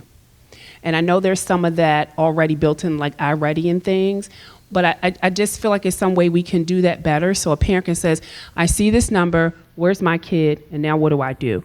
And even if it's there, we need to help them decode that if it's just not something that they are comfortable with. The other part is, I hear terms typical growth, stretch growth. Like, what's the typical growth? If your child is on target, they're moving ahead. If your child is so many grade levels behind, stretch. And what's the typical growth? If we help parents understand that, maybe they understand where their child is. So again, just more helping demystify these words that are something that makes sense to educators but may not make sense to a parent. And then the last thing is you have core curriculum and you have intervention curriculum. Correct. Right? I need parents to understand the differences so that they know what's the one that you focus on the most. If the teacher's focused on core curriculum daily, then parent, you're focusing on intervention curriculum at home. So I just really think that's very important. And the last point is, you talked about STAR, new testing. Yep. This makes me very afraid, because when we keep changing measurements and metrics, then do we know if we're comparing apples to oranges? And can you compare 1 year to the next? Right. Yeah. That makes me nervous. And I know that's not our purview. Like, we can't, if MSD brings something down, we have to do it. But I think we have to have some kind of labyrinth, some kind of, cross transition, something to make sure that whatever we're measuring now, we keep that continuum. And so it's just not, change again, because I'm afraid that educators will be frustrated if what they're having to do and what they're being measured by, if it keeps changing. And I'm also afraid students will also be frustrated. So those are just my points. Thank you. That last point was a great point, and that's one of the reasons why we're using iReady, because the state is going to change all of the math and the reading standards in the next 2 years. So it'll be hard to, you won't really be able to measure, apples to apples and oranges. And I just want to remind everyone, the state actually changed the grading standard when we first came out of COVID and made it a little bit easier when people came out. And so it wasn't until last year where they used the original standard that we used prior to COVID in the scoring. So what you'll see across the state was 2 years ago or 3 years ago, the scores were higher than they were last year because actually the scoring was different at the state level. Yep. So it's not only the test, but it's also the scoring that you got to be aware of what's going on in order to measure apples to apples. We just need to help parents understand that. Yeah. Yes. Thank you. Thank you. Vice Chair Kramer?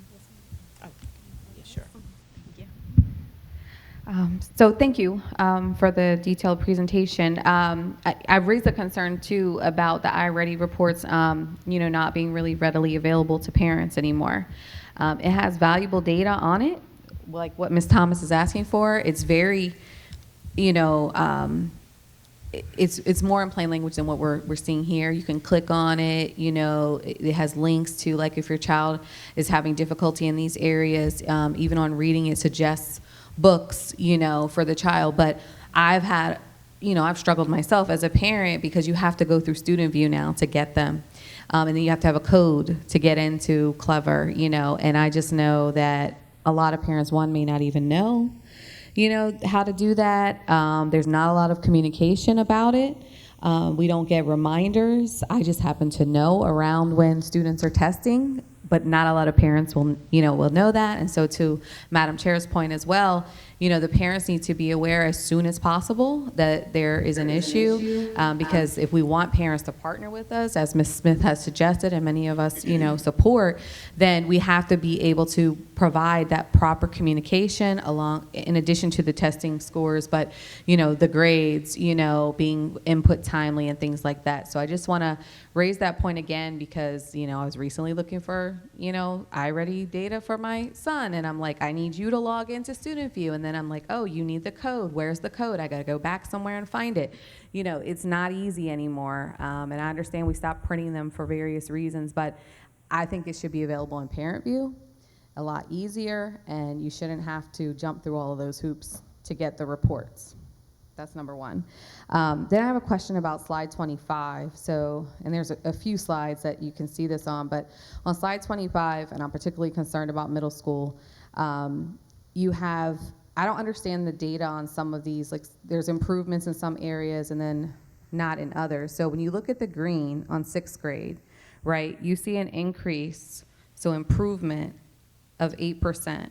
But when you look at the red, it's only about 6% that went down. So what are we looking at to determine if there's been growth or not? Are we only looking at the greens? Are we looking at the greens and the red and comparing? Because ideally, the numbers should match up, right? So if you have an improvement of 8% in the green, then the percentage point should have come out of either the red or the yellow or something. Are you tracking with me here? Yes. So you look at all of it, right? So it's the whole line's supposed to be 100%. Right. Is 100%. Got it. And so the green shows you the kids that are on grade level. And then the movement happens between the other colors, right? So whether they're moving up to green, they could be moving from blue, but then you might have multiple people from yellow move into blue. Right. Or you might have people from blue move down into yellow. And so they're all moving around in different ways. And so Green, you mean green, right? Not blue. Yeah. Yeah.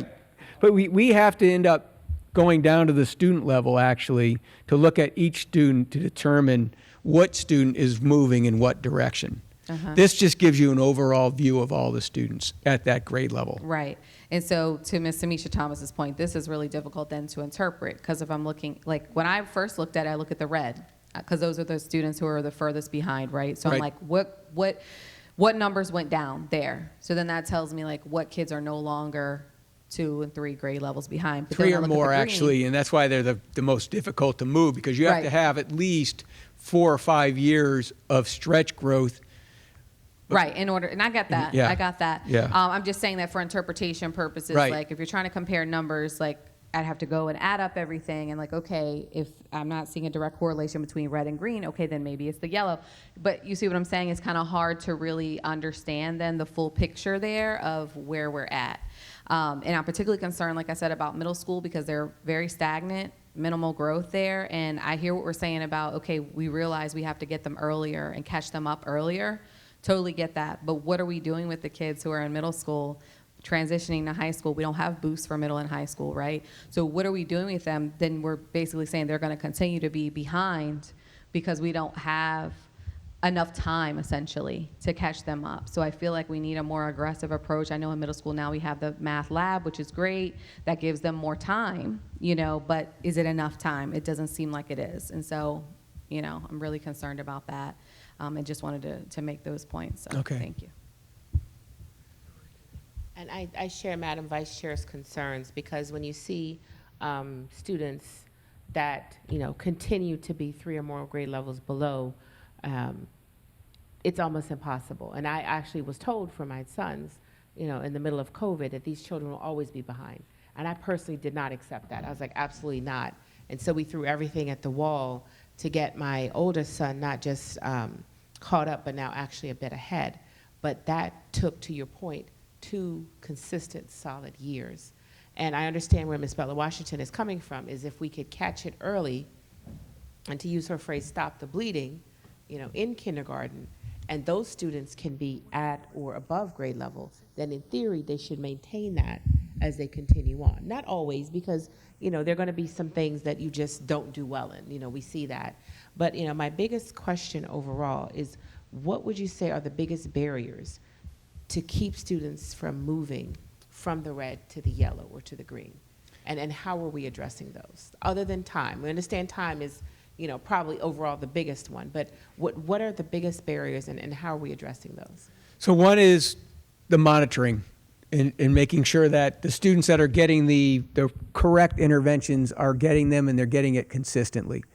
And so one of the tools that we're building this year will allow us to see from, you know, the teacher level, the principal level, and the system level, what students are below grade level, what is their plan to get them on grade level, what is their intervention plan that they're supposed to be doing? Are they supposed to get something 2 to 3, 4 times a week? And then are they actually getting that 2 to 3, 4 times a week? Because consistency is actually a major barrier as well.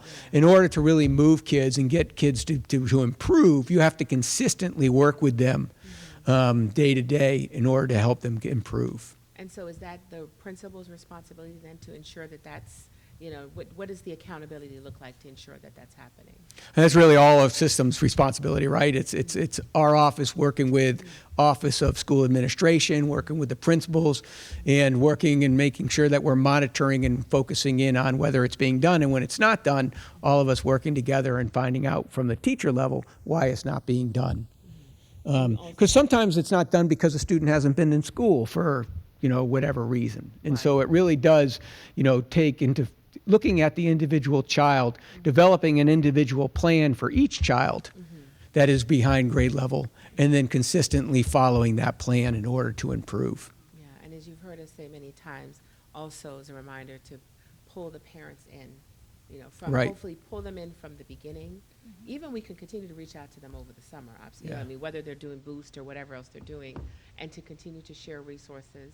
But then the moment that they come back in the fall, we bring the parents in and keep them engaged and keep, you know, reaching out to them. And I know sometimes it may, in some cases, especially if there's not a lot of response, may seem futile, but somewhere in that that's resonating with them, because I believe that parents genuinely want to see their students succeed. They want to see them excel. Who doesn't want to come and celebrate your child when they're doing well in school? But I don't think that it's a one-off, to my earlier point, that it's just a one time a year or now twice a year when we're having those parent-teacher conferences. I think the same way that, you know, we go after or, you know, over-communicate when it comes to student lunch accounts or anything else, I think it should be the same level of effort when students are behind. And I respect the fact that teachers feel pulled and they feel stretched. And where we can maybe support them to help get that messaging across, I'd like to see that happen. But it needs to be that same level of urgency, like, hey, are you aware that your student is behind? These are all the things we're proposing to do, but we need your help. Yeah, so that is, you know, I am worried a little bit about fatigue. What we had problems this year, to be perfectly honest with you, was to get parents to sign up for Boost this summer in the elementary levels. We called and we called and we called, and we had a hard time getting people to sign up and to get a full Boost program. Yeah, which is, do we have someone? I know Mr. Verk has something. Is anyone else not spoken already? Yes, okay. Okay, Mr. Verk, one second. I was wondering if that was something we could use Bring the microphone. Oh, sorry. Yes. I was wondering if that was something we could use software to do. If your child is like a certain percentage point below something, they can get an automated email. Probably not, but I know a lot of my teachers sent like Student View does it have a feature for generating? We are developing that. Okay. Yeah, where we can send out letters letting parents know your child is below grade level and therefore they're in an intervention. It's actually one of the things the state's requiring with the new literacy policy and something that we're developing. Okay. Thank you. That's a great question. That's awesome. Okay, final point, Ms. Smith, you had a point? Yes, just very brief, and this is just to piggyback on your point, Chairwoman Morley. You had mentioned kind of more touch points, more access over the summer. Similar to how in high school, we have students who are either in AP or honors classes who have summer reading, in which they're expected to read, you know, use some sort of rubric to kind of, or graphical organizer to organize their thoughts and be prepared for school on the first day when they are matriculating into high school. There should be something similar for our students who have fallen behind, whether it's additional reading, additional math, packets that they have to do over the summer, things that they can turn into their next grade level teacher when they come in, to be graded in whatever way the educator desires. But the idea is that you have something over the summer. we were able to, at the very early days of COVID, pivot from in-person to packet learning. So I know that there's a way for us to dip back. Yes, it requires, more work on, I believe, central office to figure it out, but we've done it before. And so we can do something for those students who are far behind to have something over the summer for them to then have to turn in when they return to school. As we recognize how much learning loss occurs over the summer. Right. Yeah. All right. Well, I believe that was all of our questions and comments. I will say that we very much appreciate this level of transparency. Not all districts do this. They want to celebrate the great, but we share all of it, and very open about the fact that, and especially I know Dr. Navarro feels this way, we never rest where we are. We recognize that there are some areas that we are improving in, and there's some areas that we need to do more work. So we thank you for. Well, like someone said it earlier today, we have to constantly improve. Constantly. If you're not improving, you're going backwards. So. Absolutely. Right. Thank you. Well, thank you. Thank you, Mr. Roberts, Mr. Lowndes. Appreciate you. All right, colleagues, we have reached almost the end of our program. I know you all will miss us terribly, our millions, as we break for the summer. So next up, we have some action items. The first up is the Certified Clinical Medical Assistant, CCMA textbook. It is an action item. And Mr. Lowndes did email us earlier just to kind of refresh our memory, but we've discussed this several times already. Is there a motion to approve? Moved by the Vice Chair. Is there seconded by Ms. Bella Washington? Any discussion? Oh, there's discussion? Okay, Ms. Smith and then Ms. Thomas. Just briefly, so I will be voting yes on the textbook, but I wanted to add some caveats. I raised in our last discussion about the textbook that the STEM field, especially the medical field, is ever evolving, especially around race and the use of race in a lot of medical tests, and just wanting to ensure that as the medical field evolves, Ms. Thomas, Misha Thomas mentioned earlier that industry is constantly evolving, as is the medical field, that we have a close eye on our textbook just to ensure that as things are evolving, we're learning more about the medical field, that we're also ensuring that our textbooks are keeping pace. Just to give you 4 very brief examples, one widely used nephrology test overestimated how well Black people's kidneys were functioning, making them look healthier than they actually were, all because an automated formula that calculated results for Black and non-Black patients differently. This prohibited countless patients from being placed on kidney transplant lists. This was just corrected back in April of last year, so brand new. No longer are obstetricians, supposed to place race in determining the risk of a pregnant woman's attempting either a vaginal birth or C-section. The American Heart Association just removed race from a commonly used calculator of people's heart disease risk. The American Thoracic Society has urged replacing race-based lung function evaluations. So all of this has just occurred in the last 1 to 2, 3 years. And so just ensuring that, again, as the medical field gets smarter, in thinking about how they have race-based or non-race-based tests for medications or for medical tests, that our textbooks are keeping pace and that our students are learning properly things in terms of how that plays out. So just wanted to raise that for consideration. Thank you. Ms. Thomas? Mine will be quick as well. One of the things that we discussed with this textbook, and I think those that from the curriculum looked at it and said that there was less. I think one of the textbooks has less pictures that were diverse. I think we spoke about that. And that then goes back to Ms. Smith's point.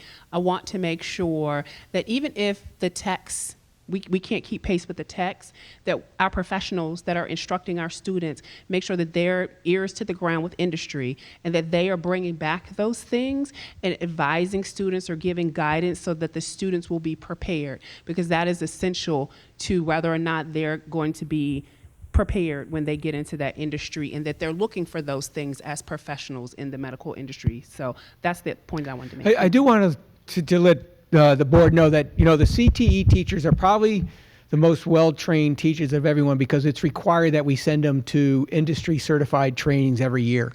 And so they do get the most up-to-date to bring back to their classrooms. And so I will make sure that one of the areas that sessions that they do go to, because they did tell me that they do have special sessions in the medical field on race, that they're attending those and bringing that information back. Vice Chair Kramer? Thank you. Just real quick. Yeah, there's courses that you can take that are related to health equity, and that would really encompass the concerns that, you know, Ms. Smith and Ms. Thomas were talking about. There's a health equity accreditation that a lot of healthcare facilities and individual practitioners do attain, just to help them with those like inherent, you know, biases and things like that, and to really be mindful of those things, and to keep up to date with changes that have been made, like Ms. Smith was talking about, because you know, it's health equity accreditation is fairly new, like within the last like 10-ish years, but we've identified, that's my area. When I'm not here, that's what I do a lot of. And there have been a lot of instances where, you know, the previous industry standard has been determined to no longer, you know, be effective. And through health equity education for providers and, you know, just health organizations in general, basically have helped them to see the error in their ways, essentially, in terms of overemphasizing race when it comes to diagnosing patients and things like that. So I would encourage you just to look into health equity education for those educators. Thank you. Great suggestion. Thank you. I completely echo my colleagues' points, and thank you very much for raising them. Very much appreciate it. All right, colleagues, we'll have to end discussion here because you want to go home. Okay. All right. All in favor? And any opposed? All right. Thank you very much. Next up, a second action item is around the SMOB scholarship increase. I preface this by saying that unfortunately, this is not something that is within our control. We previously had a committee that met that recommended an increase for both the board and the SMOB. What we're proposing to do is to bifurcate that and to just proceed at this time with a proposed SMOB-only scholarship increase that if this passes the board, we would then introduce this legislation to our local delegation as well as the delegation in Annapolis and ask them to take it up on our behalf.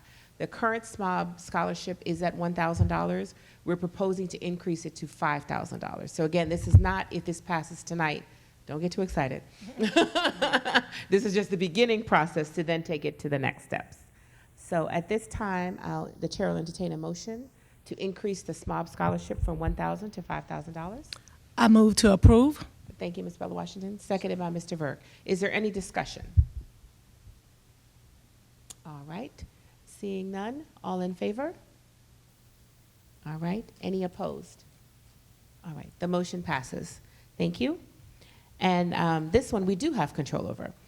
This is a proposal to cover the expenses for the parent or guardian of the SMOB when the SMOB attends professional development. In particular, this would most likely only apply really to NSBA because MABE, for those who don't know, the Maryland Association of Boards of Education, is typically held in Annapolis, and so there would be sharing a room already with the student, and the transportation costs, i.e. mileage, would be reimbursed by the school system. The reason for this is because most of our SMOBs are under 18, and we had a discussion today, even for those who aren't, we feel for the safety of the SMOB and candidly to ensure that there aren't any issues when the SMOB is attending of any nature. None of us here are the SMOB's parent or guardian, and we do not want to assume that responsibility.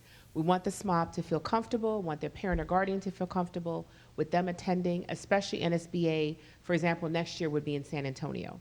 So what we're proposing is to cover the hotel is already covered.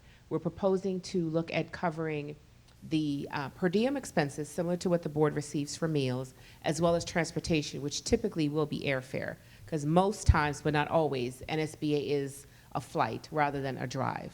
So the proposal tonight, if passes, would apply for the upcoming year, but we would then be looking at policy going forward, so we don't have to vote on this every year.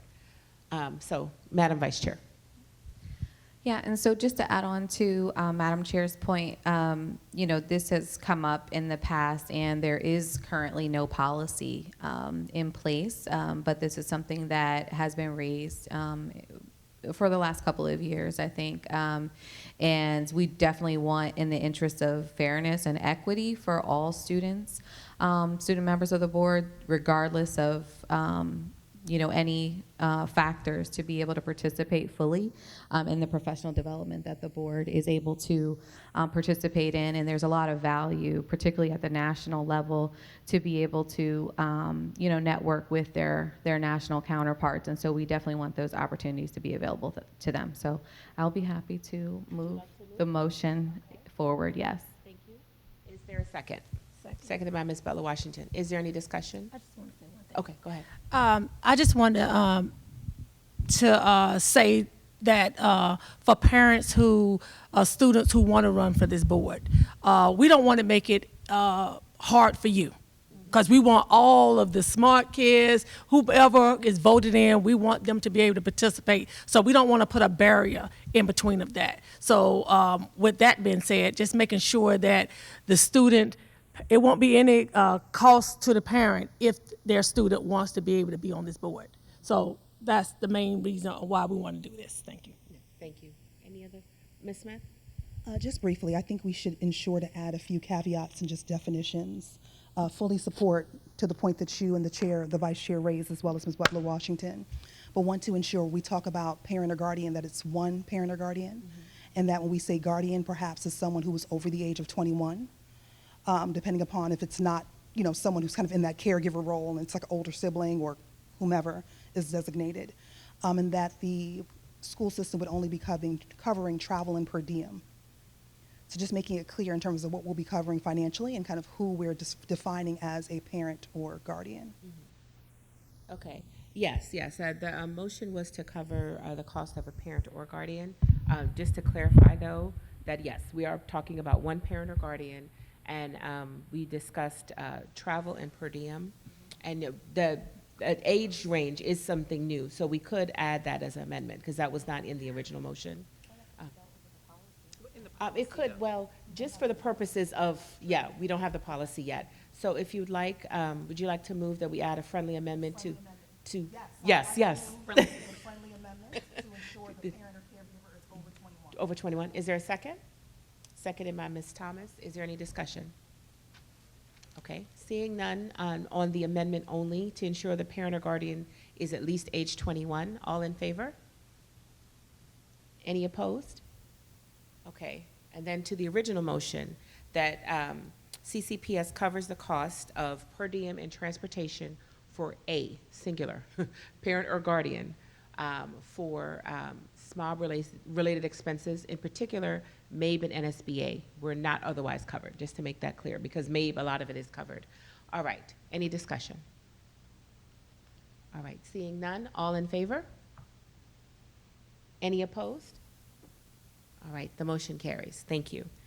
And now, Ms. Brenda Thomas. Motion to adjourn. Is there a second? There's a second. Look, it's the peace side.